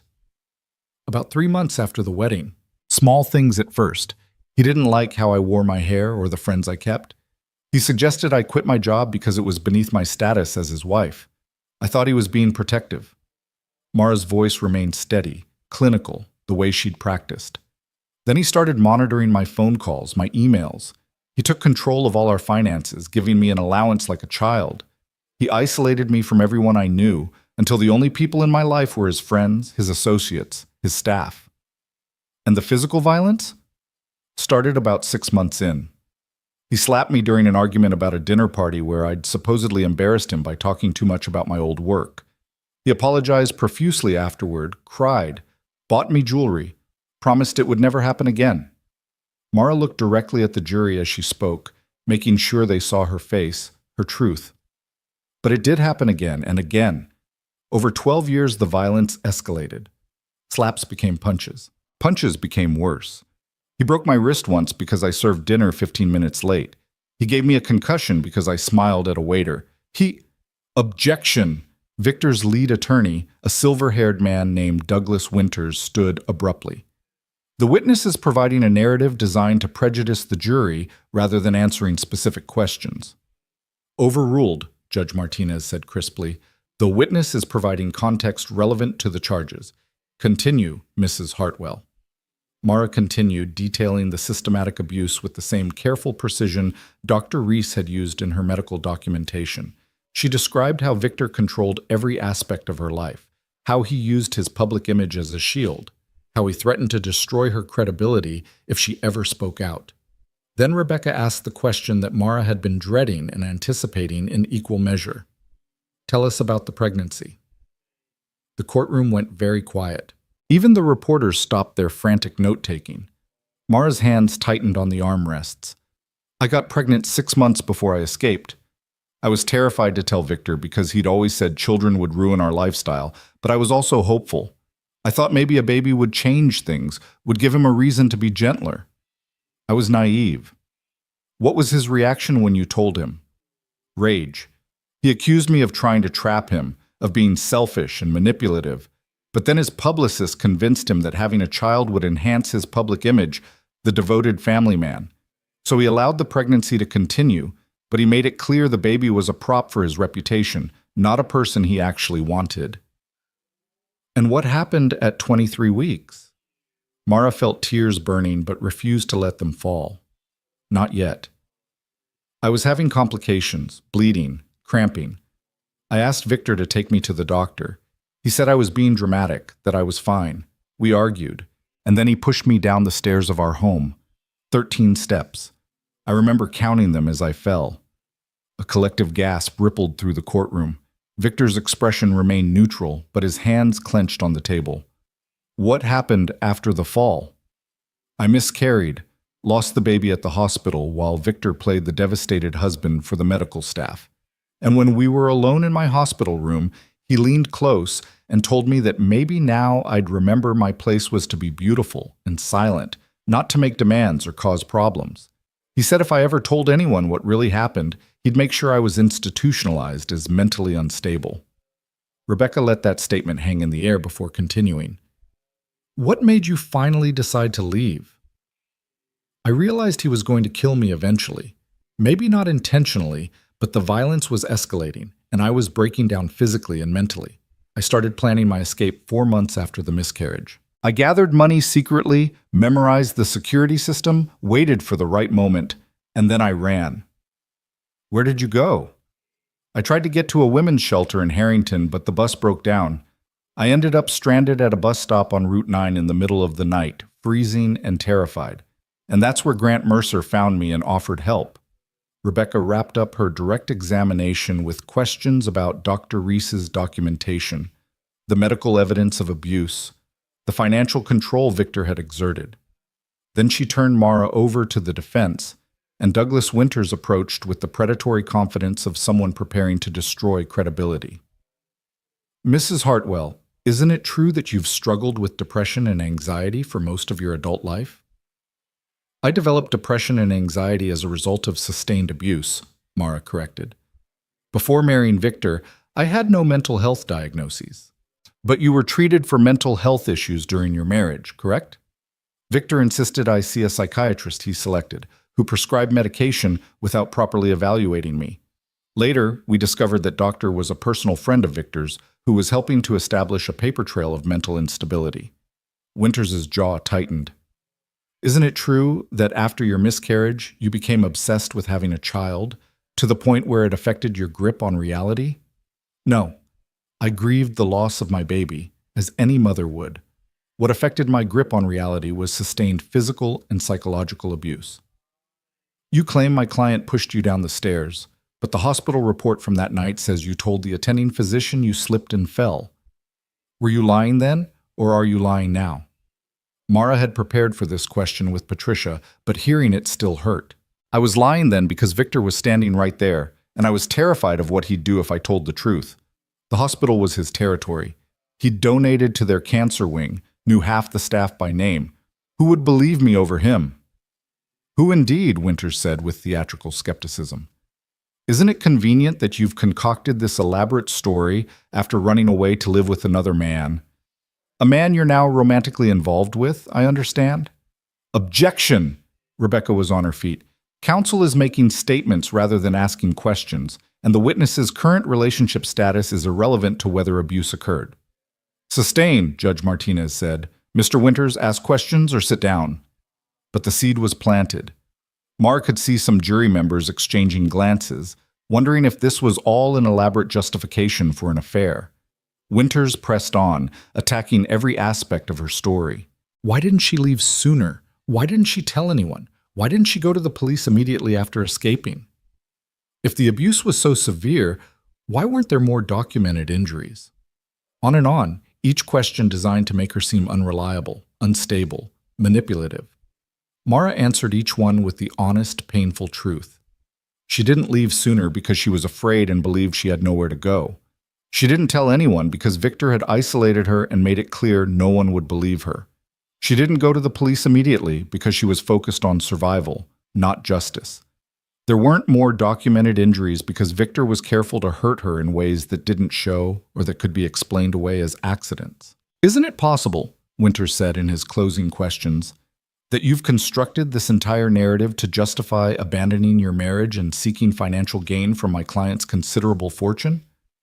I don't want his money, Mara said, her voice ringing clear across the courtroom. I want him held accountable for 12 years of violence. I want other women to know that even powerful men can face consequences. And I want to be able to sleep at night without fear that he'll find me and finish what he started. No further questions, Winters said dismissively, as if her answer was beneath acknowledgement. Rebecca had a brief redirect, allowing Mara to clarify a few points Winters had twisted. Then, finally, Mara was released from the stand. Her legs shook as she walked back to the prosecution table, but she kept her head high. Grant was waiting in the hallway when the court broke for lunch. He pulled her into a fierce hug, and Mara let herself collapse against him, exhausted from holding herself together. You were incredible, he murmured into her hair. So strong, so clear. The jury heard you, Mara. They really heard you. Over the next 3 days, the prosecution built their case with methodical precision. Dr. Reese testified about the documentation she'd kept, her professional opinion that Mara's injuries were consistent with intimate partner violence, her regret that she hadn't been able to intervene sooner.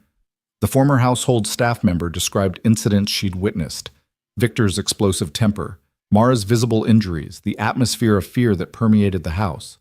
The previous victim testified about Victor's pattern of abuse that precisely matched Mara's experience, establishing that this wasn't an isolated incident, but a consistent behavioral pattern.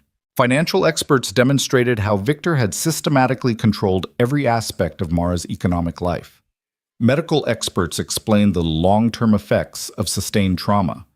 The forensic psychiatrist who'd evaluated Mara testified that she showed clear signs of post-traumatic stress consistent with prolonged abuse, not the delusional disorder the defense claimed. Victor's defense tried to paint a picture of a troubled woman who'd misinterpreted her husband's concern as control, whose mental health issues had warped her perception of reality, who'd fabricated abuse to justify an affair. They called character witnesses who testified to Victor's charitable work, his public persona as a devoted husband, his reputation in the community. But the evidence was overwhelming. The patterns were too clear, the documentation too thorough.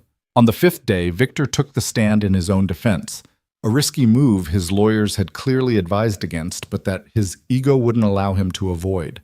He was polished, sympathetic, speaking about his deep love for Mara and his devastation at her deteriorating mental health. "I tried everything to help her," he said, his voice breaking in calculated places. "Therapy, medication, support. After the miscarriage, she became a different person, paranoid, delusional, convinced I was trying to hurt her when all I wanted was to help her heal." But Rebecca Torres was a master at cross-examination.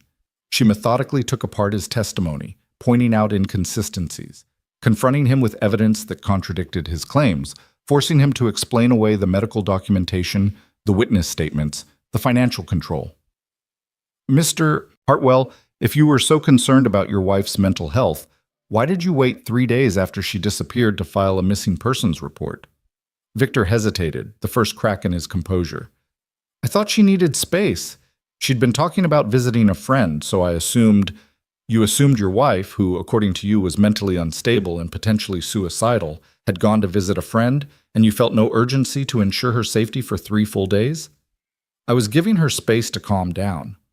Or you were hoping she'd disappear permanently, eliminating a threat to your reputation." Objection! Withdrawn. But the point was made. By the time Rebecca finished with him, Victor's polished facade had cracked. He'd lost his temper twice on the stand, his voice rising to a shout before his lawyers called for breaks. The jury saw glimpses of the man Mara had described, controlling, volatile, dangerous when challenged. Closing arguments happened on a gray Monday morning. Rebecca spoke with passion about the courage it took for Mara to escape and testify, about the clear evidence of sustained abuse, about the importance of believing victims and holding powerful men accountable. Winters argued reasonable doubt, suggesting that the prosecution's case was built on the unstable testimony of a troubled woman and circumstantial evidence that proved nothing. Then the jury was sent to deliberate. The wait was agony. Mara, Grant, and Patricia sat in a conference room near the courthouse, drinking bad coffee and trying to make small talk that kept circling back to the case. Grant's parents had the quintuplets, but Nora kept texting updates on homework completion and demands for information about when they'd know the verdict. 6 hours later, the bailiff called them back. The jury had reached a decision. Mara's hands shook as she took her seat in the courtroom gallery. Grant sat beside her, their fingers interlaced so tightly, her knuckles ached. Victor was led in, his expensive suit unable to hide the defeat that had settled into his posture. The jury forewoman stood, a woman in her 60s who'd taken careful notes throughout the trial. "On the charge of domestic violence, we find the defendant guilty." Mara's breath stopped. "On the charge of assault resulting in pregnancy loss, we find the defendant guilty." Grant's hand tightened on hers. "On the charge of coercion and unlawful restraint, we find the defendant guilty." For each charge, 8 in total, the forewoman repeated that single word that Mara had started to believe she'd never hear. Guilty. Guilty. Guilty. Victor's face drained of color. His lawyers immediately began filing motions, but Mara barely heard them. The noise in her head was too loud, a roaring that was part relief, part disbelief, part something that felt like freedom beginning to take root. Judge Martinez set sentencing for 3 weeks later but denied bail, citing Victor as a flight risk and potential danger to the victim. As Victor was led away, he turned one final time to look at Mara. She saw fury there, and disbelief that she'd won, and underneath it all, fear. She smiled. Not a triumphant smile, not cruel, just the small, genuine smile of someone who'd survived and could finally breathe. Outside the courthouse, reporters swarmed, but Patricia and Grant formed a protective barrier while Sarah Chen read a brief statement on Mara's behalf. Then they were in the van, pulling away from the building that had held so much fear and tension, and Mara felt something inside her chest loosen. "It's over," she whispered. "It's really over." Grant kissed her temple, careful of the cameras that might still be watching. "It's over. You're safe. You're free." When they arrived home, 5 children rushed out of the house and collided with Mara in a tangle of hugs and excited questions. "Did you win?" Nora demanded. "What's the verdict?" Evan asked. "Is he going to jail forever?" Rowan wanted to know. "Are you safe now?" Ivy's voice trembled with hope. "Tell us everything," Eli commanded. Mara knelt down so she was at eye level with all of them. "Guilty. On every charge. He's going to prison for a long time. And yes, I'm safe now. We're all safe." The children erupted in cheers, dancing around the driveway with the unselfconscious joy of kids who didn't fully understand the legal complexities, but knew their Essie had won and the bad man had lost. Grant's parents emerged from the house with dinner already prepared, understanding that this was a night for celebration, but also for the gentle processing of trauma finally resolved. They ate together at the big kitchen table. 10 people crammed around a space meant for 8, passing dishes and sharing stories and laughing in the way families do when they've survived something hard together. After the kids were in bed, Mara stood in the backyard looking up at stars that seemed brighter than they had any right to be. Grant found her there, wrapping a blanket around her shoulders. "How do you feel?" he asked. Mara considered the question carefully. "Lighter. Like I've been carrying a weight for so long I forgot what it felt like to stand straight. And now suddenly it's gone and I'm not sure what to do with all this space in my chest where fear used to live." "You fill it with whatever you want," Grant said. "Joy, peace, new dreams, whatever you choose." She turned to face him, this man who'd stopped on a freezing November night when he could have driven past, who'd opened his home and his life to a stranger, who'd stood beside her through every terrifying step of reclaiming her life. "I choose this," she said.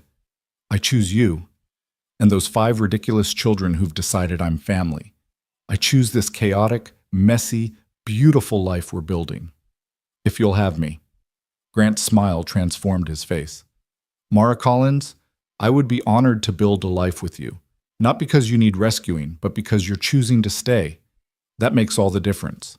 He kissed her then, not the careful, tentative kisses they'd shared before, but something deeper.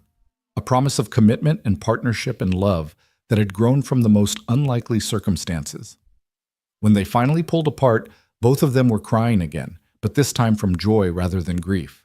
3 weeks later, at Victor's sentencing hearing, Mara delivered her victim impact statement. She spoke about 12 years stolen, about the baby she'd lost, about the woman she might have been if she'd never met him. She spoke about survival and the long road to healing, and she spoke about hope, about the family she'd found, about the future she was building, about her determination that other women would see her story and know they could escape too. Judge Martinez sentenced Victor Hartwell to 25 years in prison without possibility of parole for 15. As he was led away, Mara felt the final thread of connection to him snap.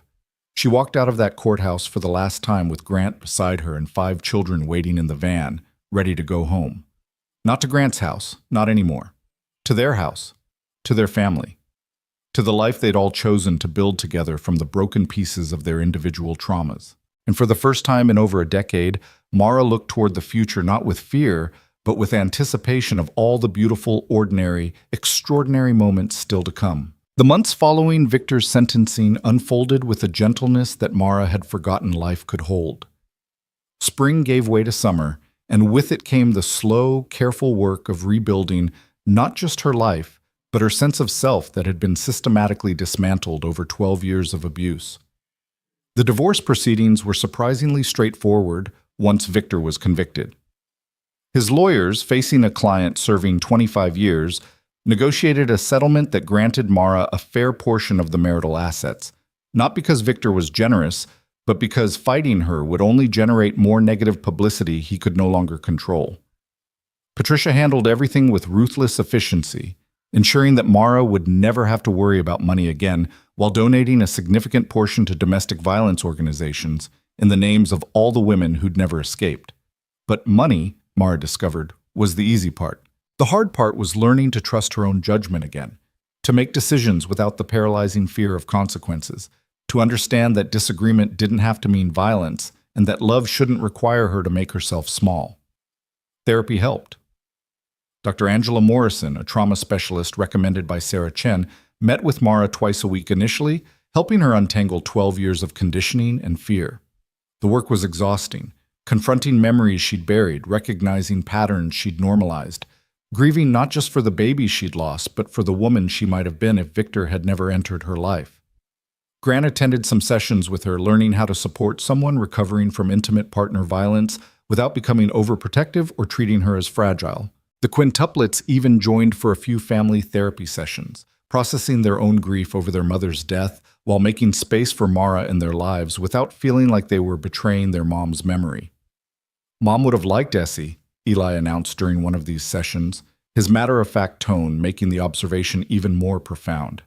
She always said the best people are the ones who've been broken but put themselves back together. Essie's doing that. Dr. Morrison smiled gently at the boy who saw too much. And how does it feel watching Essie put herself back together?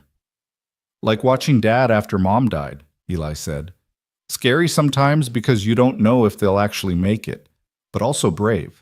It makes me think if they can survive their bad things, maybe I can survive mine too. The other children nodded in agreement, even Nora, who'd spent months protecting her family from the intrusion of outsiders, but who now wore her Essie and the Quints friendship bracelet every single day. In late June, Grant approached Mara with a proposition that made her heart race with a mixture of excitement and terror. They were sitting on the back porch after the children were asleep, the summer air thick with humidity, and the sound of crickets providing a constant backdrop. I've been thinking about something, Grant said, his voice careful in the way it got when he was about to say something important. The kids start 4th grade in September. It's going to be a transition year. New teachers, more independence, lots of changes. And I was thinking it might help them to have some stability, some certainty about their family structure before everything else changes. Mara's breath caught. Grant, what are you saying? He turned to face her fully, taking both her hands in his. I'm saying I love you, not because you needed saving, not out of pity or obligation, but because you're brave and kind, and you make my children laugh, and you've shown all of us what it looks like to fight for yourself, even when you're terrified. And I know we've only been together officially for a few months, and I know you're still healing, and I know the timing might not be perfect, but...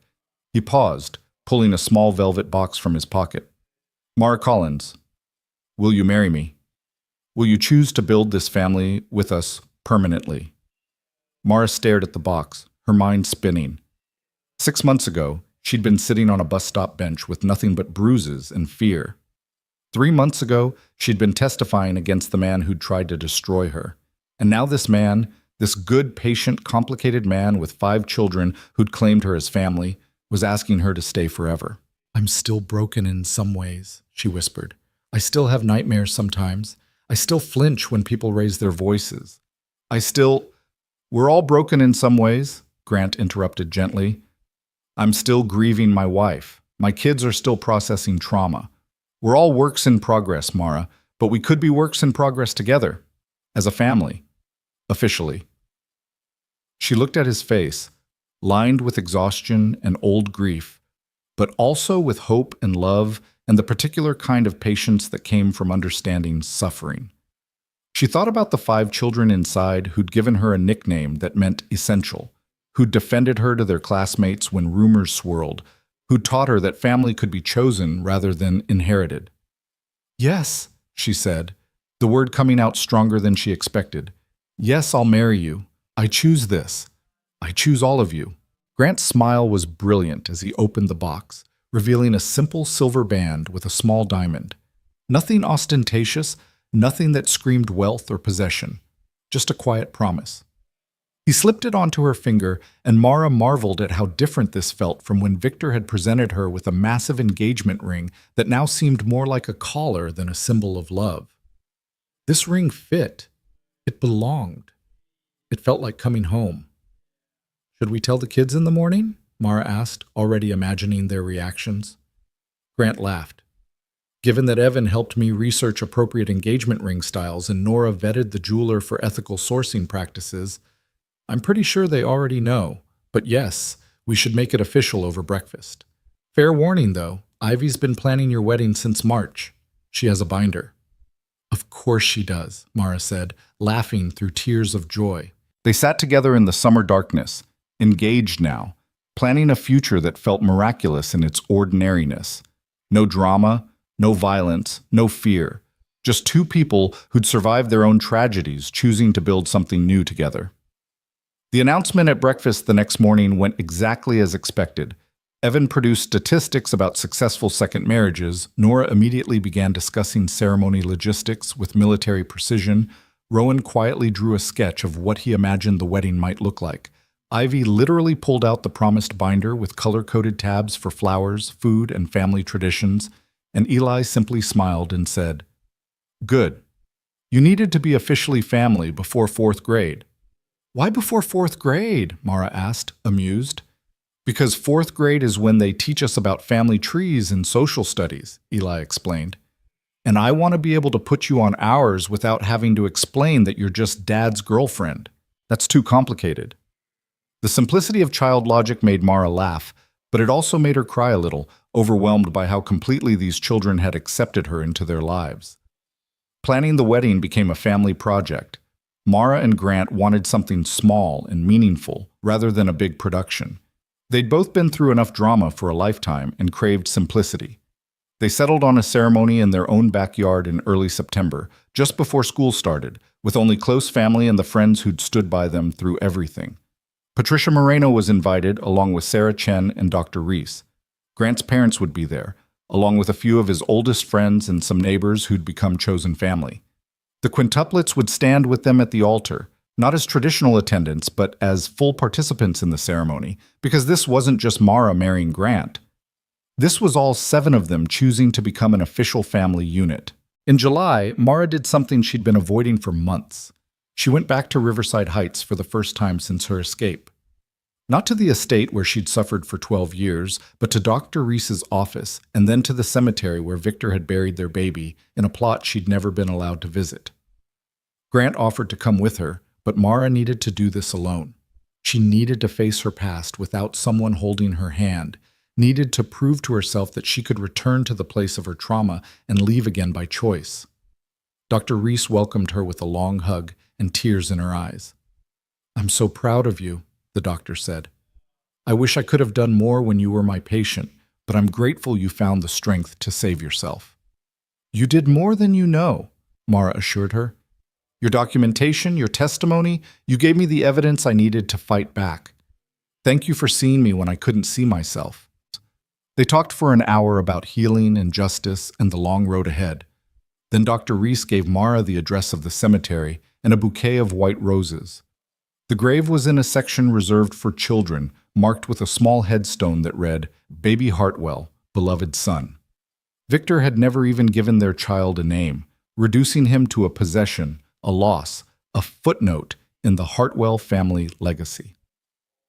Mara knelt in the grass, placing the roses against the stone, and finally let herself grieve properly. Not the suffocated, fearful grief she'd experienced under Victor's control, but the full, wailing grief of a mother who'd lost her child to violence. She cried until she had no tears left, until the sun began to set, until the cemetery groundskeeper gently asked if she was okay. "I am now," she said, and meant it. Before she left, she spoke to the grave one final time. "I'm sorry I couldn't protect you. I'm sorry he took you from me before you even had a chance to live. But I want you to know that I survived. I escaped. I made sure he faced justice. And I'm going to live a beautiful life in your memory, with 5 children who need me and a man who loves me, and a future that's mine to build. I hope that wherever you are, you know you mattered. You still matter. You always will." She drove back home as the sun set, feeling lighter than she had in months. The past was still there, still painful, but it no longer had the power to control her present. August brought its own challenges and joys. The divorce was finalized, officially severing Mara's legal ties to Victor. She reclaimed her maiden name, Mara Collins, but when Grant mentioned she'd be changing it again after the wedding, she surprised him. "Actually, I was thinking about hyphenating," she said. "Collins Mercer. I don't want to erase who I was before Victor, but I also want to belong to this family completely. Is that okay?" "That's perfect," Grant said, kissing her forehead. "Mara Collins Mercer. It suits you." The children started practicing writing their own hyphenated names. Nora Collins Mercer, Evan Collins Mercer, Rowan Collins Mercer, Ivy Collins Mercer, Eli Collins Mercer.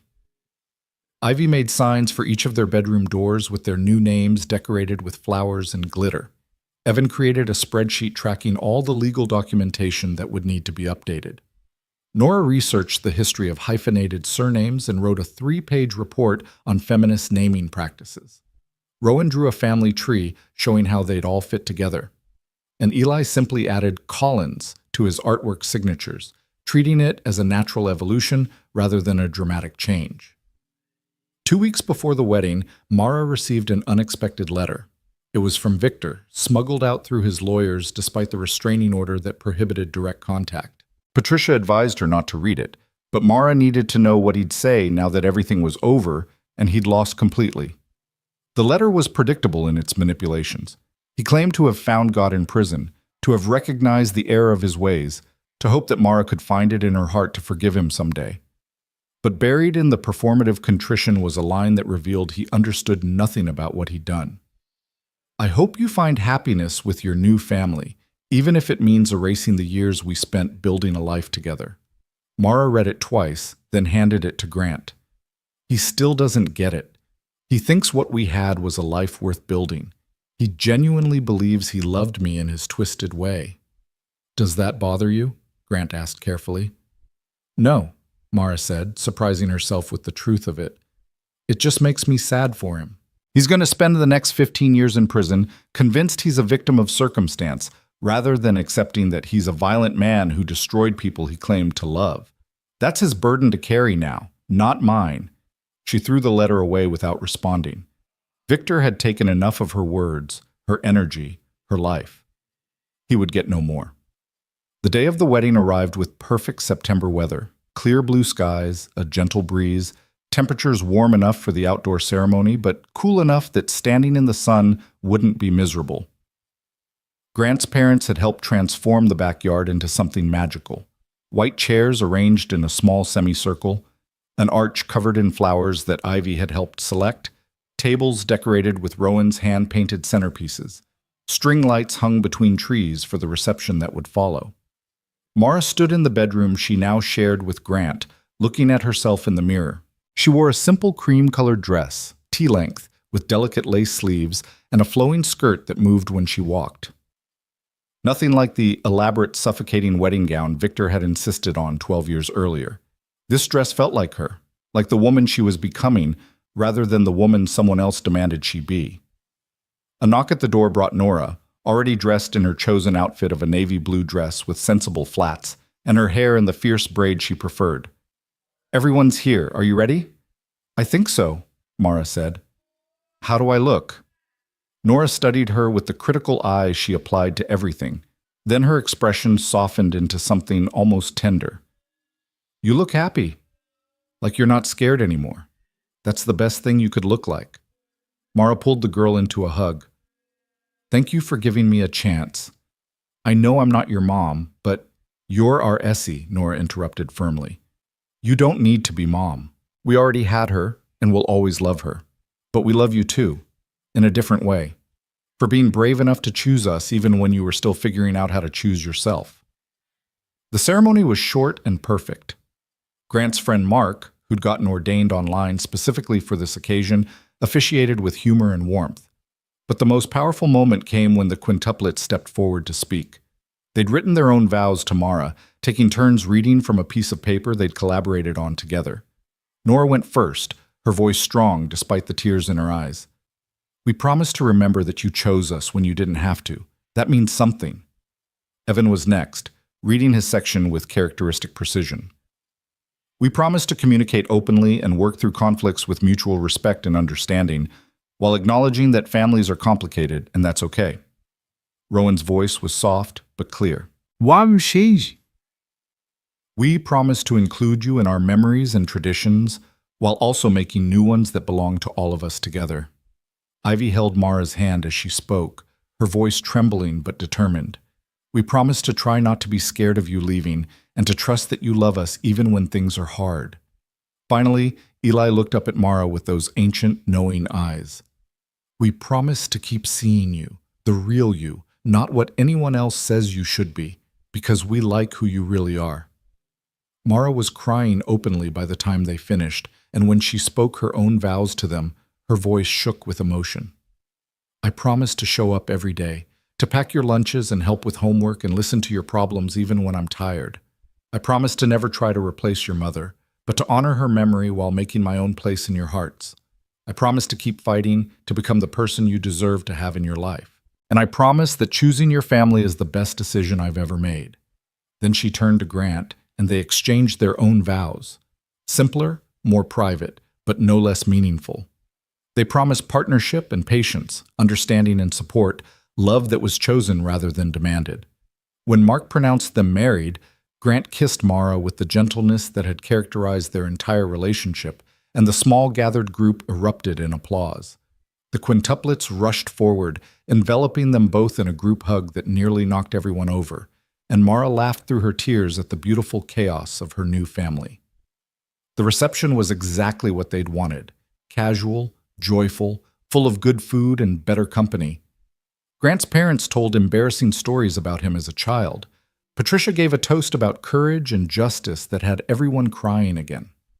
Sarah Chen spoke about the importance of believing survivors and creating communities of support. Dr. Reese raised a glass to second chances and new beginnings. But the most memorable moment came when Eli asked if he could share something. The 8-year-old walked to the center of the yard, holding a piece of paper, and waited until everyone was quiet. I drew this last night, he said, unfolding the paper to reveal a family portrait. It showed 7 people standing together, Grant in the center, with 5 children around him, and Mara standing slightly to the side but with all the children's hands reaching toward her, connecting her to the group. This is our family now.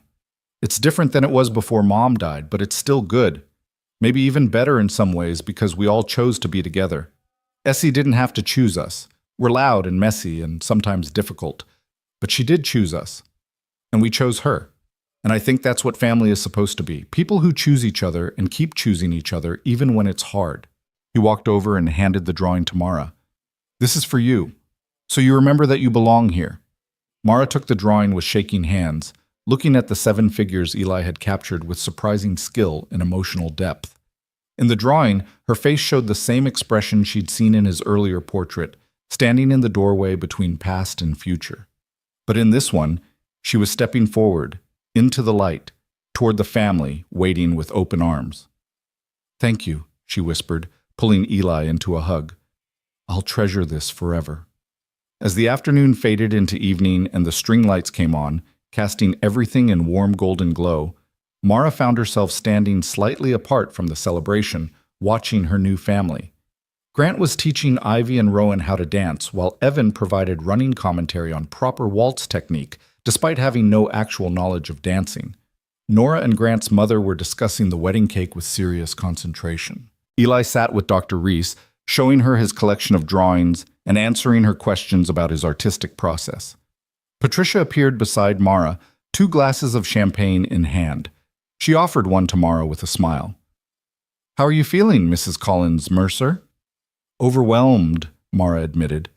Happy, terrified, grateful, all of it at once. That sounds about right for a wedding day, Patricia said, but also for everything else you've been through. You know, I've worked hundreds of domestic violence cases in my career. Most of them don't end like this. Most survivors spend years, sometimes their whole lives, trying to feel safe again. But you fought back, you testified, you helped put a dangerous man in prison. And then you built a whole new life on top of the ruins of what he destroyed. That's remarkable, Mara. I couldn't have done it without help, Mara said. Without you, Sarah, Dr. Reese, Grant, the kids.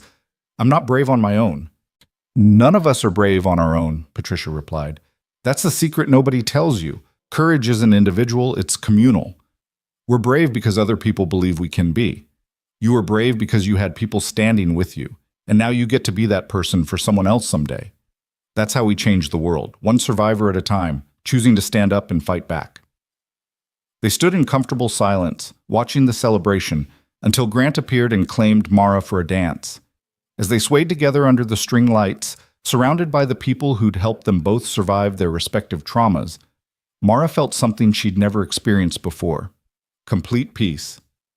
Not the absence of problems or the erasure of trauma, but the deep, bone-level certainty that she was exactly where she belonged, with people who loved her, not despite her brokenness, but because they understood that breaking and healing were both parts of what made her whole. "What are you thinking?"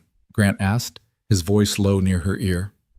"I'm thinking about that night," Mara said, "when you found me at the bus stop. I was certain my life was over, that I'd either freeze to death or Victor would find me or I'd just disappear. I couldn't imagine a future beyond the next hour. And now, look at us." "Now look at us," Grant echoed, pulling back to meet her eyes. "Married, family, building something beautiful from all our broken pieces." "Do you ever wonder what your wife would think of all this?" Mara asked carefully. They'd talked about Grant's first wife many times, but she still worried about overstepping. Grant considered the question seriously. "I think she'd be happy that the kids are laughing again, that our house feels like a home instead of a mausoleum, that I found someone who understands grief without being consumed by it." He smiled. "And I think she'd like you. You're both fighters in your own ways, both stronger than you look, both the kind of person who shows up for people who need them." "I hope I'm worthy of that comparison," Mara said. "You are," Grant assured her, "more than you know." As the evening progressed and the children began to tire, showing up in pajamas for the last hour of the reception, because Ivy had insisted they needed to be comfortable, Mara felt the rightness of everything settle over her like a warm blanket. This was her family now, messy, complicated, built from loss and survival, but hers completely.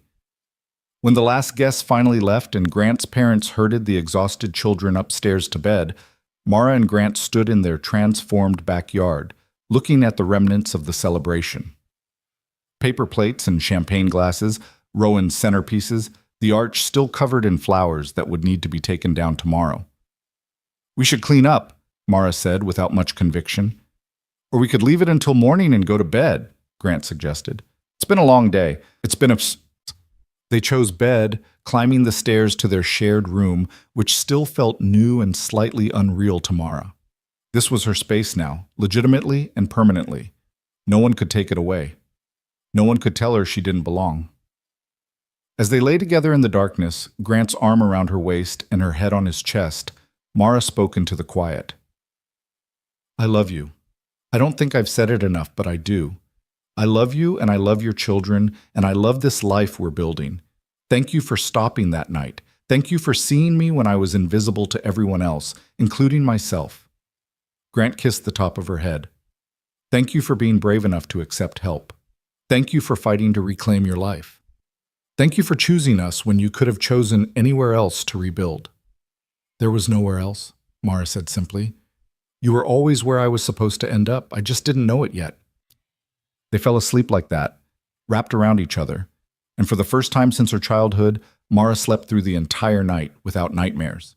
The years that followed brought their own challenges and joys, the quintuplets navigating middle school and then high school with all the drama that entailed, Grant's business expanding until he had to hire additional help, Mara returning to school to finish the social work degree she'd abandoned when she married Victor, and eventually opening a private practice specializing in trauma recovery. They had fights about parenting styles and money and whose turn it was to drive carpool. They had moments of grief when the kids mourned their first mother, or when Mara struggled with PTSD triggers. They had stress and exhaustion and the ordinary difficulties of blending a family. But they also had laughter and tradition and the deep satisfaction of watching 5 children grow into remarkable young adults who understood resilience because they'd lived it. They had quiet mornings drinking coffee on the back porch and chaotic holiday dinners with the whole extended family. They had date nights and inside jokes and the particular intimacy that comes from surviving hard things together. On the 10-year anniversary of the night Grant found Mara at the bus stop, they returned to that same bench, now with a small memorial plaque that read, "Where Hope Begins, November 2024, placed by the town council after Mara's story became public." The bench had become a symbol in their community, a reminder that stopping to help someone in need could change everything. "Can you believe it's been 10 years?" Mara asked, sitting on the bench that had once represented her lowest moment. "Some days it feels like yesterday," Grant said. "Some days it feels like a lifetime ago. Mostly it just feels like exactly where we were supposed to end up." They sat there for a while, two people who'd found each other in the darkness and chosen to walk toward the light together. Around them, life continued, cars passing, people going about their business, the ordinary magic of the world turning. And somewhere in the distance, 5 18-year-olds were probably arguing about college applications and future plans, getting ready to launch into the world with the foundation of love and resilience their parents had built for them. They would be okay. They would carry forward the lessons of survival and choice, and the knowledge that family was something you built rather than something that simply happened to you. Mara reached over and took Grant's hand, their fingers interlacing automatically after years of practice. "Ready to go home?" "Always," Grant said, smiling at her with the same warmth he'd shown that first night when he'd stopped his van and asked if she was okay. They walked back to the car together, leaving the bench behind, but carrying with them the story of everything that had happened since. The fear and the fighting, the healing and the hope. The beautiful, imperfect life they'd built from the ruins of their separate traumas. And as they drove home through streets now familiar and safe, Mara looked at the ring on her finger. Not the first one that had represented ownership and control, but the second one that represented choice and partnership.